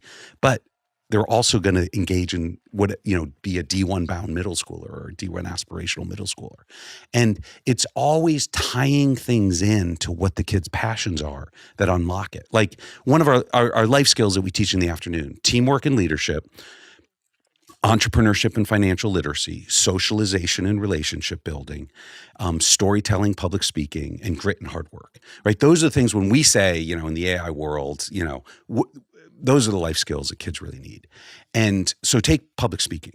Okay, you go to a 10-year-old and you're like, public speaking. They're going to be like, okay, right? They're not going to engage. And you're like, what's wrong with you? Why don't you? It's such a valuable life skill. Oh my God, look what you can do. And the parents are lecturing and it's terrible. You say, wait, post-game press conference, right? You want to be able to go crush your post-game press conference. So at our sports academy, literally, we don't call it public speaking. We actually teach them how to do a post-game press conference. And they're like, and they become really good, right? They become great public speakers on that, right? Because that is their hook that engages them. If you talk about, you have to learn all this math and financial literacy, like roll your eyes. You're like, we're negotiating your Nike contract, right? And all of a sudden, all the skills they need to learn, right? Let's take on the entrepreneurship side, gross margin. Okay, what could be more boring to a fifth grader? Our fifth graders launch a food truck, right? And this was a day, this was last year. I go up to them and I'm like, why did you pick breakfast food, as your product for your food truck? And they're like, have you seen the gross margins on breakfast food? And I was just like, okay, this is so awesome, right? And they couldn't have been more excited about the business. Nothing hotter than gross margins. Right? And they are just sitting there and they are loving it and they're talking about it and they're thrilled and they're having to learn teamwork. How old is this kid? So these are fifth and sixth graders. So 2 years ago. You're like 15? No, 12. you're like 12. Yeah, you're like 11, 12 years old. I don't have kids. Does it show? Oh, sorry. No, yeah. Excuse me. So yes, here's 11-year-olds who are out there and back to teamwork, right? And so they would go to like car dealerships and set up the food truck, right? It's all breakfast food. They'd make $1,000, but they were dealing with real world business things where one of the kids, the kid who's on the grill doesn't show up. And they're like, oh my gosh, how are we going to be able to do this? And all these kind of things. So all these kind of things you can do in the afternoon where you ignite kids' passion, right? That's the key. And I believe as we look, these skills that we talk about where you do the values chart in your 168 hours, kids will use that for the rest of their life. Those are the life skills because they will somewhere in their career. Me, 3 years ago, right? I'm like, I guess I'm doing a big pivot from software to education. I'm going to go be a principal. Right? And how do I go get the skills and engage in it and all those? And so I think the skills we're teaching today are what adults will need going forward for sure. Yeah, because it seems like you need both, or you can use either as a lever. And maybe explain it to me differently. But yes, kids need to love school, or they need to or you need to love what you're doing. But isn't it also that like you need to learn to love the game, or like you find what you love inside of it? Because it also seems like you have like, pure, whatever you call that, intrinsic love for X activity. And then you have like extrinsic love for an incentive such as dollars or outcome or reputation or whatever. And so do you need to play both of those? So absolutely, which is you like what you're good at. Yeah. And so one of the things, like why people in athletics, why they hold kids back is they're going to be a little bigger, right? And then they're going to be better.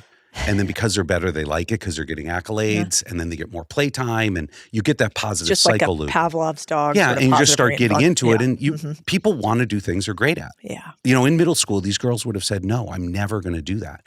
But now they're like, yeah, I can totally do that. And they want to stay because we showed them they can be good at it, right? People don't want to do things they're bad at.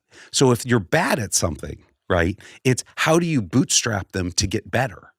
Right. And that's why the old academic system doesn't work, is once you get behind or you are labeled bad, right? If you're a C student in third grade, there's like a 90% chance you'll be a C student for the rest of your life, right? And that's not, there's no inherent brain chemistry around that. That's just a systems issue, right? The way we design school. But we can take those same C students and make them top 1% and show them, no, you could actually be really good at this. And we think that's true for all the life skills as well. Right. Well, the Tough Mudder one. There were there's some new, 3 of these middle school girls, right? So they're, 12-year-olds. And, I asked them, they were new to the school, and it was the week before the end of the session. And I was like, hey, break's coming up. Are you really excited? And they're like, no. And inside, because they didn't want to go on break. And I was like, inside I was happy, right? I did cheer because they wanted to keep going to school and not go on break. And I said, well, if you could wave a magic wand and fix anything about the school, what would you do? They're like, we wouldn't have to run the adult course for the Tough Mudder, right? They're like, that's so hard, right? But their guide who's motivating and showing them they can do it, I was like, go talk to some of the high schoolers who did it, right? And all the high schoolers have a picture of all their whole team, right? Their whole classmate, they're all covered in mud, right? And they're all, I've done it. It's camaraderie. miserable. Right. But they're all there as a team, and it's a team picture, and they all still have it on their wall, right? Because they did something they didn't think they could do, right? And that kind of thing, you have to bootstrap these kids. That's what school is, right? You're bootstrapping them to show them they can be capable here. And so a lot of these things, and when you talk about getting people into the right roles and what they should do, it is this Japanese ikigai of you're trying to figure out what are you good at and what do you love. And sometimes you're like, I really love this, but I'm not good at it. And on some things, you can bootstrap them into it, right? Like, okay, let's get you good enough so you can do it. And then once you hit that, right, then all of a sudden you're like, oh, I'm capable. So does intelligence have a big predictor on success? That's a good question. So in K through 12 today, the best students, there's actually 2, it's all coded on 2 things, IQ and Big 5 conscientiousness. School today in a time-based system with a teacher in front of a classroom, you basically need to be high IQ and a conscient grinder, right? You have to be a natural grinder.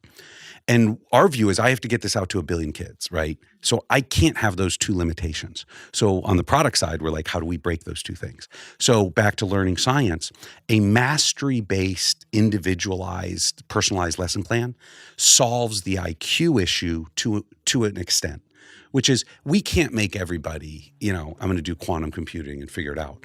But for sure, in K through 8, the K through 8 curriculum, if you take 95% of America, they could all be top 1%. That there's just nothing intellectually challenging enough, if done with a mastery-based education, with an individualized tutor, that they couldn't get to top 1%, right? I'm never going to be a nuclear physicist at Stanford, right? I don't have that IQ, right? So there are some upper bounds where it really matters, but for fundamentally of just teaching our kids, that's not true. But in a time-based educational system, it is. Because, when you're in 6th grade and there's a hole where you miss some knowledge, you basically need more IQ to bridge the gaps. But if you have an individualized tutor, it's going to go fill those gaps for you. The second on Big 5 conscientiousness, if you're a natural grinder, you're all set, right? We use our motivation model to compensate, which is how do I motivate this kid to grind, right? And get through it and do the hard work. And so and motivation's lots of different things. Is there a formula for motivation? So we spend, when we look at educating a kid, there's 2 parts to educating a kid. The first is, and 90% of it is having a motivated student. And so our schools are designed, 90% of my design work and our emphasis is on motivating. 10%, which is the second thing you need to put them in lessons of the correct difficulty, right? Which AI tutors do great. right? They'll figure out what you know and don't know and say, look, I know your age grade is 6th grade, but you need 4th grade math. And I'm just going to give you 4th grade math, fill it up. But now I have to get you to want to do the 4th grade math. 90% that's motivation. So the number one motivator, like we have a huge motivation framework on our schools. The number one motivator and the name of our product is time back. Give kids their time back. There is nothing more than money, more than anything. Time back is the biggest motivator. And, you know, and so that's why we're 2 hours. If you want 6 hours a day in homework, right? If you take the Westlake honors track, right? You can't pay those kids enough to be happy. But if you go to those same kids like in our high school and say, it's 2 hours a day. If you want like 1550 plus on the SAT, it's 3 hours in high school. But that's it. And then you get all your afternoons for 4 years to work on your passion project. That motivates students, right? If you go to our sports academy and you're like, okay, I'm going to give you the whole afternoon, right, to play basketball, but you have to engage in the app for 2 hours. The kids are like, that's a fair trade. And just as a product manager, the story, my first week as principal, you know, McKinsey and Brian had started it. They're like, okay, we'll let you be principal, but you got to live up to the commitments. They have to love school. And so I go to the 5th graders my first week and I'm like, you guys love school? And they're like, no. They're brand new. They're like, no. I'm like, okay, what would make you love school? They're like, less school. And I'm like, how much less? They're like, none. You know, and I'm like, okay, that seems a little light, you know, and we literally negotiated it, right? I was like, so 2 hours a day. If I had, would you engage in these apps? If I give you an app for 2 hours a day, if then 4 hours a day was awesome, fun stuff you loved? And they're like, okay, that seems fair. Right, that's a fair trade. And so that's literally how we got to 2 hours. That was like your first user No, people group. were like, how do we get 2 hours? And they want some sophisticated analysis. I was like, okay, we got 2 hours and these kids say it's okay. Then I went to my learning science team and I said, can we, you know, fill their brain with all the awesome knowledge they need in 2 hours? And they're like, absolutely, we totally can do it. And so that was sort of the beginning of it and why, and that's why it was codenamed Time Back, but we actually made it the real name is give kids their time back. Then once you give kids their time back, there's tons of other motivations, right? So our teachers, right, we call them guides and coaches, they don't teach 7th grade science because the AI tutor does that better, right? So instead, they are hired for motivational and emotional support. And their job is to say, how do I motivate this kid to greatness? How do I get him to do hard things, right? And what are the things? And sometimes, you know, in kindergarten, it's like, here's a sticker. Right? And the kid's like, oh my God, it's a sticker, right? Couldn't be happier, right?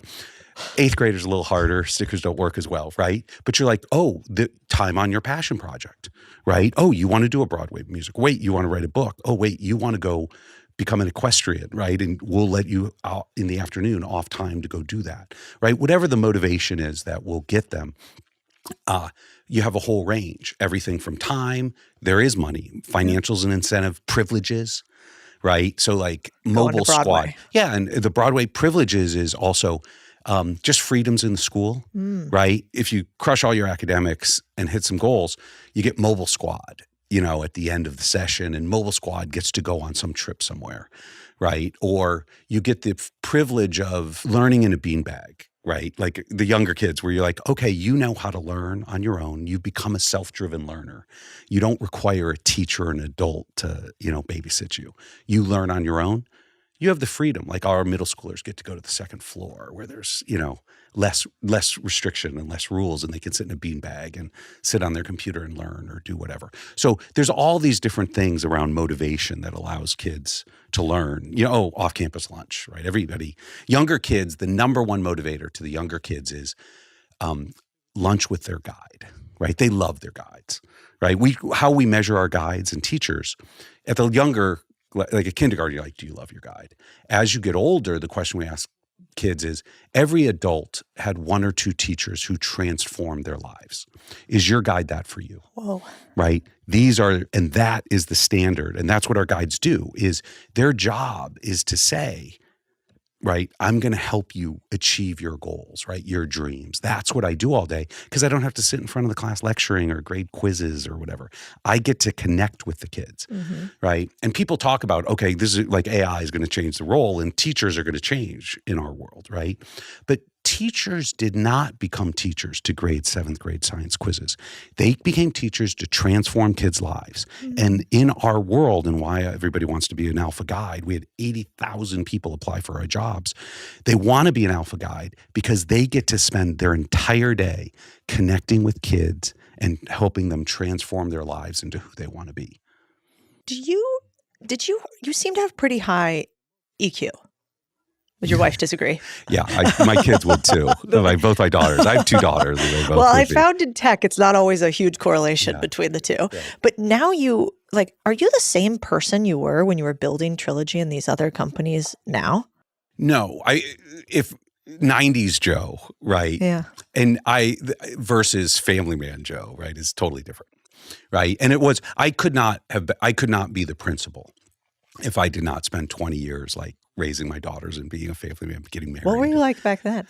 Then I was absolutely your consummate 90s tech bro guy. And what does that mean? You were just intense and focused? Intense and focused, and relationship and the EQ part, like a 0.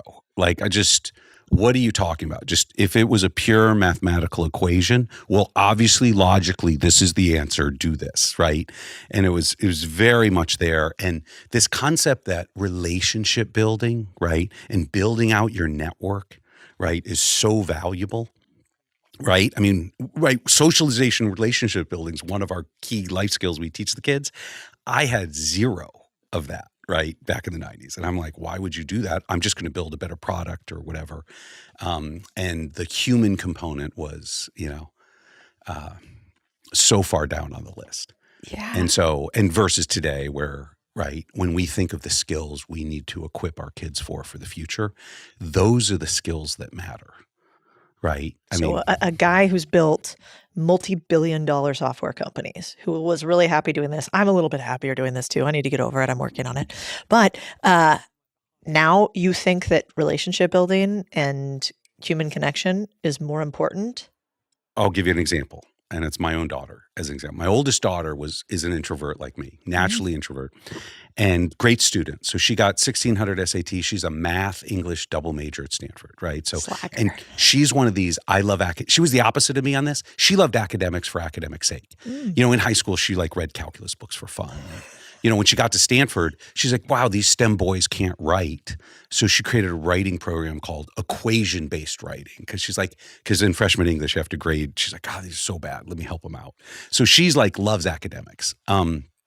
But in high school, back her guide, I was like, look, what really matters for her is relationship building. Because she'll naturally just spend all her day doing academics. But in our school, we're the afternoons have to be about life skills development. So she started her own Substack, right? And writing online because she loved to write. But to promote it, right? She's like, okay, I have to go on Twitter and build an audience. Place is dark. And Careful. I mean, her guide would sit there, and it took her guide 6 months of motivating her and convincing her and working her through till she'd send her first DM. Right. And she finally sent a DM to Sahil Bloom, right? I'm buddies with him. Right. And Sahil was had written something that she's like, oh, this is so applicable to high school kids, and literally wrote the article. Right. Wait, what's your daughter's name? Or do not say that publicly? On Substack, she's Austin Scholar. I think I have engaged with her on Twitter or met her. You may have. She has now 20,000. Put it together. So she has 20,000 moms basically who listen to her about what it's like to have no teachers for 10 years and go to Stanford. And what is her thing is university needs to change too. So she, her and the alpha kids. Does she not get invited back to Stanford then? No, you both not? Or is Stanford open to it? She's thriving at Stanford. But what's interesting is a school, schools are bundles of things, of which academics is only a piece, right? Mm-hmm. And true. And so she hates her 100 series lecture classes. Mm-hmm. She's like, okay, my math class is a complete waste of time because the apps I use, right, are way better. I learn way faster. Mm-hmm. She's like, but everything else at Stanford, her dorm mates, her classmates, right? She's in a sorority, right? Her after-school activities, the environment of Stanford, she's thriving, even though she's like, okay, this math class for an hour is a total waste of time.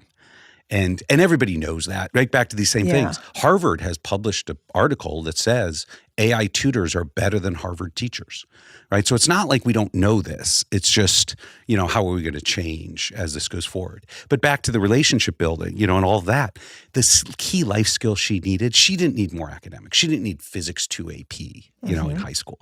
She needed to spend her time supported by this guide, right? Because one of the other things you get in adolescence, you don't have kids yet, is they stop listening to their parents, right? In middle and high school, right? Yeah. Their job is to, right, get accepted by society. So they start caring about their peers more than their parents, right? Which is always a transition for a parent to realize that, right?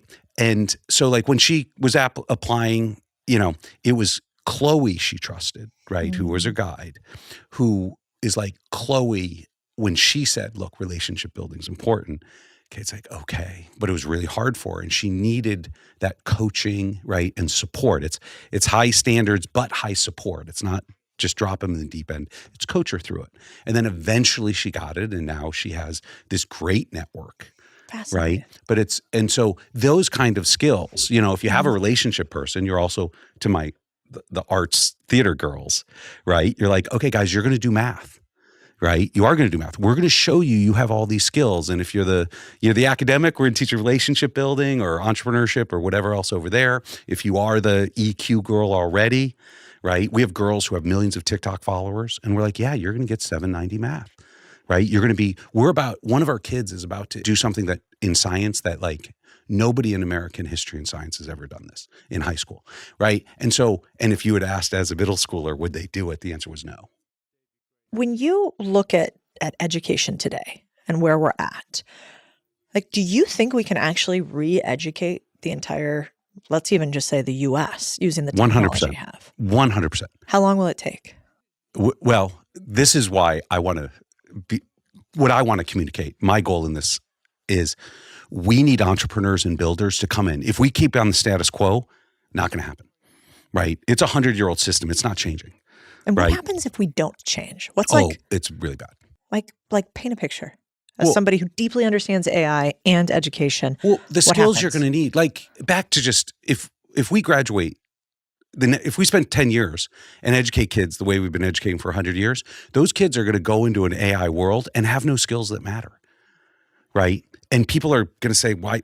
I just wasted their whole childhood, right? And I made it miserable and they hate it, these things. And they don't have the skills that need, right? Like when we look at the world, right? If you're an Uber driver in Austin, right? Robotaxis, right? Waymos, all this stuff. That's not a good place to be as an adult. There's massive transition on the adult. And entrepreneurs need to go fix that. But I'm focused on the K through 12, which is there is no better time to be a 5-year-old because AI gives kids superpowers, right? If you look at, they can learn 10 times faster in the mornings, right? Not give them ChatGPT. That's really bad. They'll all use a cheat, right? Chatbots are cheat bots if you're a parent. If you're wondering if your kid's using chat on academics, 90% of the time they're cheating. But in the afternoons when they're doing life skills workshops and launching a food truck, right? 11-year-olds don't know how to launch a food truck. And there's not a teacher who can teach them, but AI is going to help them figure out how to do it. High schoolers can't launch Broadway musicals, right? Except AI gives these kids superpowers. And we need to show them, right? It unlocks their potential. Right. And they love it and it's exciting and right. We can totally transform all that. And so that if you're a parent, you're just like, this could be the best 12 years of your kid's life. Right. And we need to go change it. And now to change it, though, we need way more entrepreneurs than just me. Because it can't be cheap, too. Like going to Alpha School, what does it cost? Yeah. So Alpha School is expensive. So our tuition's $40,000 to $75,000. And so back to design goal though, when I designed it, I was like, pretend price is no object. What can you do? Now, we are building a whole nother set of schools, right, at half the price, at $20,000. We spend in America $20,000 a kid to educate them. So that's sort of my price target. We're launching, right, and we've launched 10 of them so far. We hope to open hundreds next year of these Texas sports academies. They're $15,000 tuition. Middle school, right, they're micro schools. They're 25 kids. Middle school D1 bound athletes. Think 25 really good basketball players, right, in middle school who do academics in the morning, basketball in the afternoon. And so think of hundreds of these schools around Texas. At $15,000, which the voucher program just was announced, which is like $12,000. So parent pay will be like $300, $400 a month, right? So dramatically more accessible than alpha. And so we're building a whole set of schools like this. I need lots of entrepreneurs to go build this, right? We need a school for gifted and talented kids, right? Those kind of things, sports, arts, theater, music. Because if you don't, you could have a world in which you basically have massive discrepancy. Those who are taught at alpha school use AI, are unlocked, and everybody else. Correct. Oh, you absolutely. Like I have my job on this whole thing is, alpha is the first product we're building. It is the high end one. Just branding wise, you have to own the high end in education, right? You can't, you want to start at the high end. You want to be the Ivy League, right? Yeah, you don't want to be the discount degree. Correct. Parents don't know about education, so brand really matters. They trust brand. Yeah. And so you have to go establish the brand, which we've done, right? We're the most talked about school in the world by 10x, right? And so that's what Alpha's doing, but now we're bringing it down. And so we're building the software platform where it will be available. And, to solve the US, I have to get to 20,000. But to get to 1 billion kids, I got to get it down to 1,000, right? I have to get it down to where, in 5 years, everybody on the planet, billion kids have to be able to access a tablet that's less than $1,000 that will teach them everything they need to know in 2 hours, right? And so that's what our design goal is getting it down so that everybody can have it. Because we have to, because in this world of AI, we have to prepare the kids differently than we have the last 100 years. Does that daunt you? Or are you like, we're going to do that? Oh, we're totally going to do it. The learning science, it's a lot of work, obviously, right? There's a ton of work. Back to the billionaire side, like I put in $1 billion to kickstart this. Just to Alpha, right? Yeah. Well, the software platform and stuff. So we're doing in the sports academy. So I'm funding a set of different things. But to change education, so education's a $7 trillion market. Like $1 billion's a drop in the bucket, right? Texas alone spends $100 billion a year on education, right? So societies and parents spend a lot of money on education. Like if you do surveys of parents, they will spend up to 10% of their income on educating their kid. So it is actually a really good market. Societies generally spend 5% of GNP. So it is this great market. It's just we've always had the same system for 100 years. And now what's different is, okay, can we go get entrepreneurs and builders to come in and build these awesome products, right, that will transform what the 12 years is like? We, it's interesting you say that because we have an education business. It's called Contrarian Thinking, and we teach people 2 things. One, we teach them how to buy businesses. Like normal, my theory was, I was in private equity, I did acquisitions, and I thought, this is not that different. Like what the PE guys do at the highest level, leveraged buyouts, is not that different materially from what you do with an SBA loan or with seller financing of a very small business. You've bought a shit ton of businesses. And so it's not easy. It's actually hard and awful and really difficult in many ways, but it's not rocket science. It's actually not that complex. It's like, simple but not easy. And so we created an education company where we are attempting to teach. We've taught about 10,000 people how to do it. And if the average, the average American doesn't even own a business. And so it's really hard to get good data on how many people will ever acquire a business. But we think it's like less than 0.01%. Like most people will never acquire a business. It's very weird. So if we're able to take, right now we're about 37% of our people who come through our program acquire a business. And it's really important. You don't just acquire any business because there's a lot of risk. But what's fascinating to me is when we started teaching people how to do this, the immediate response from many people, and it seems to be like a pervasive, I can't really figure out why, is like, one, if you could do it, why wouldn't you just buy all the businesses yourself, Cody? Why would you teach other people to do it? 2, education is somehow seen as, and there's a lot of bad actors, so maybe why, but it's seen as like lowbrow, scammy, couldn't work, not good, taking advantage of people. And then it's also seen as like maybe not sophisticated. Like, oh, if you were really going to build something real, you would build Trilogy. You wouldn't build an educational based system. If you can't right. teach. Like, why is that? It's so pervasive. Correct. And why? So that is, so if we want to get controversial, so I believe part of my role is to bring capitalism to education. And it is seen that capitalism is evil. For-profit and capitalism are evil in education, just straight out, that nonprofit is the only way to do it. And fundamentally, I believe that's part of the problem, which is nonprofit.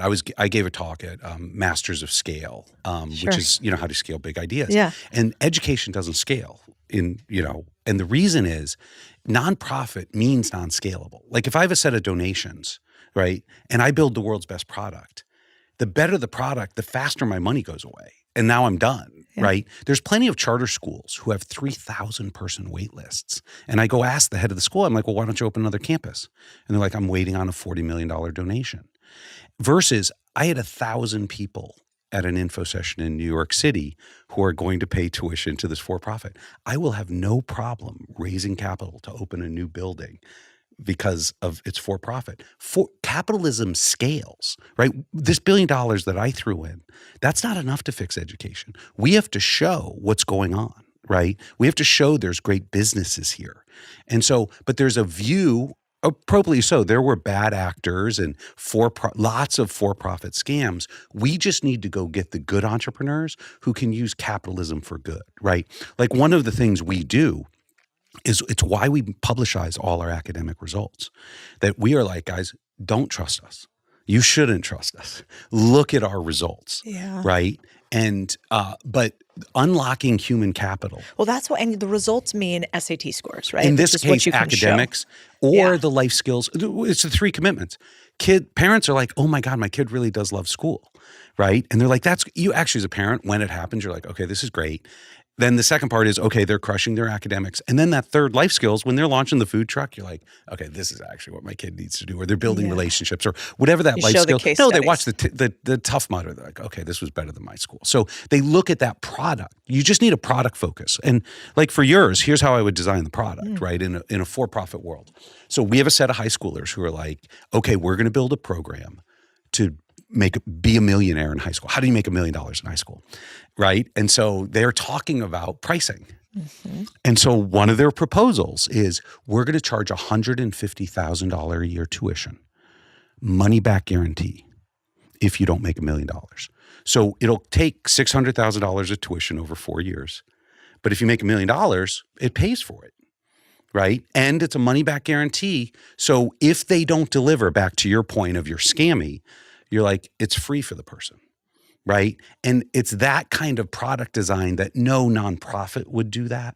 But a entrepreneur who's saying, oh, wow, that's the kind of thing that we should go build, where you have this closed loop where you're unlocking their potential. And then people are willing to pay that.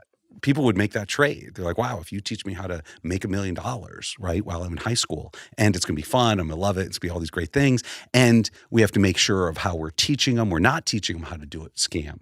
Yeah. One of our final character, right, character, community, classmates, and culture, right? That's one of the huge elements of school. And at the end of the day, character is the one parents really care about. Are you teaching these kids to be good kids? People. We can teach kids to build ethically awesome businesses, right? They're building apps. They could build crappy apps. They're building an app to teach 100 million kids to contribute to their community, right? So we can teach all these great values to kids as part of school. That's one of the jobs. And we can teach them ethical business at the same time. Okay, last question. What about for people who are really scared to have AI teach their kid? Yeah, that's a great question. You should be terrified. So today, your kid, 20% of kids, right? I think Brendan uses this stat that they calculated. 20% of your kid's life is influenced by AI. They are being brainwashed by TikTok today, right? This is that, or Fortnite, whatever is out there. It is, and it's getting worse. And what you put into kids' heads really matters. And so one of the things is you have to figure out who are the trusted people putting it in. It's why I say chatbots are cheat bots, and they're terrible. Like if we could ban like those chatbots being in school, that would be great. And so part of what our job, back to branding and stuff, you have to build a trusted relationship with parents that what you're putting into the kid's head is good. Right? Now, what I can do with AI, right, is actually build one where the parents can validate and trust it, right? So we know what it is, right? But if you have it just, Wild West freeform and you're not doing it, like what is your kid doing online, right? That is something, it can be very bad and people should be worried. AI could be good or bad, right? And we need to have a huge effort to make sure that we use it for good. You know, we have a project where we are building the TikTok that is engaging as TikTok, but it's going to put all the cool stuff into your kid's head, not the bad TikTok stuff. We need it. Although, you know, people talk pretty badly about TikTok these days, and I'm a big Elon fan, but I have found that like TikTok algorithm is actually pretty easy to change and manipulate. And so, you know, on my TikTok, there's a few things I like those, I get rid of the others. I don't really see any nonsense. I don't see brain rot. I don't see any of that. I do think these days on X, it's harder. There's so much negativity. And I think it might be more sophisticated, but you know, I think optimists, they sound too Pollyanna, but they make all the money, and pessimists sound smart and then make nothing. Yeah.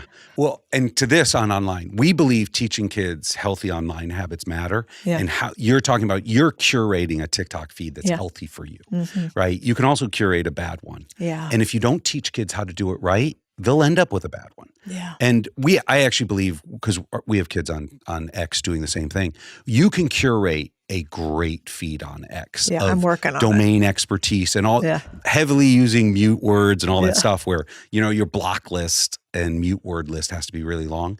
Twitter has a lot of experts where if you want to learn about learning science, if you want to learn about learning science, you can build a filtered list on X where you can become an expert in how to learn 10 times faster. Yeah. So it's all these things. They can be good or bad, right? And you have to figure out how to actively curate your presence. And also back to tracking.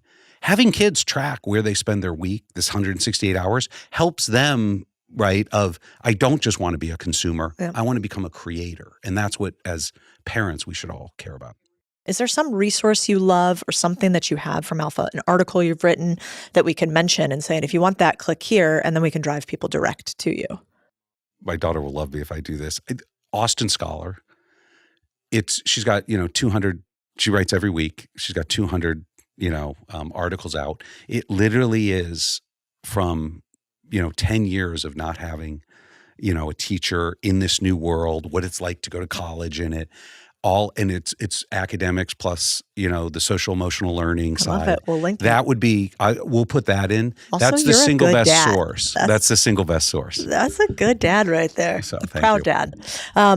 Joe, this is so cool to hear about. You have my brain spinning about ideas here. And I just want to thank you for building something that is not, one of my CEOs used to say to me back in the day when I first started getting online, he said, you know what, here we get rich quietly. And it was, and I get that because it was his thing he had built. He had built this incredible business that he had every right to do it. But I thought, I don't know. I don't think it's a zero-sum game. And so I started getting on the internet for that reason.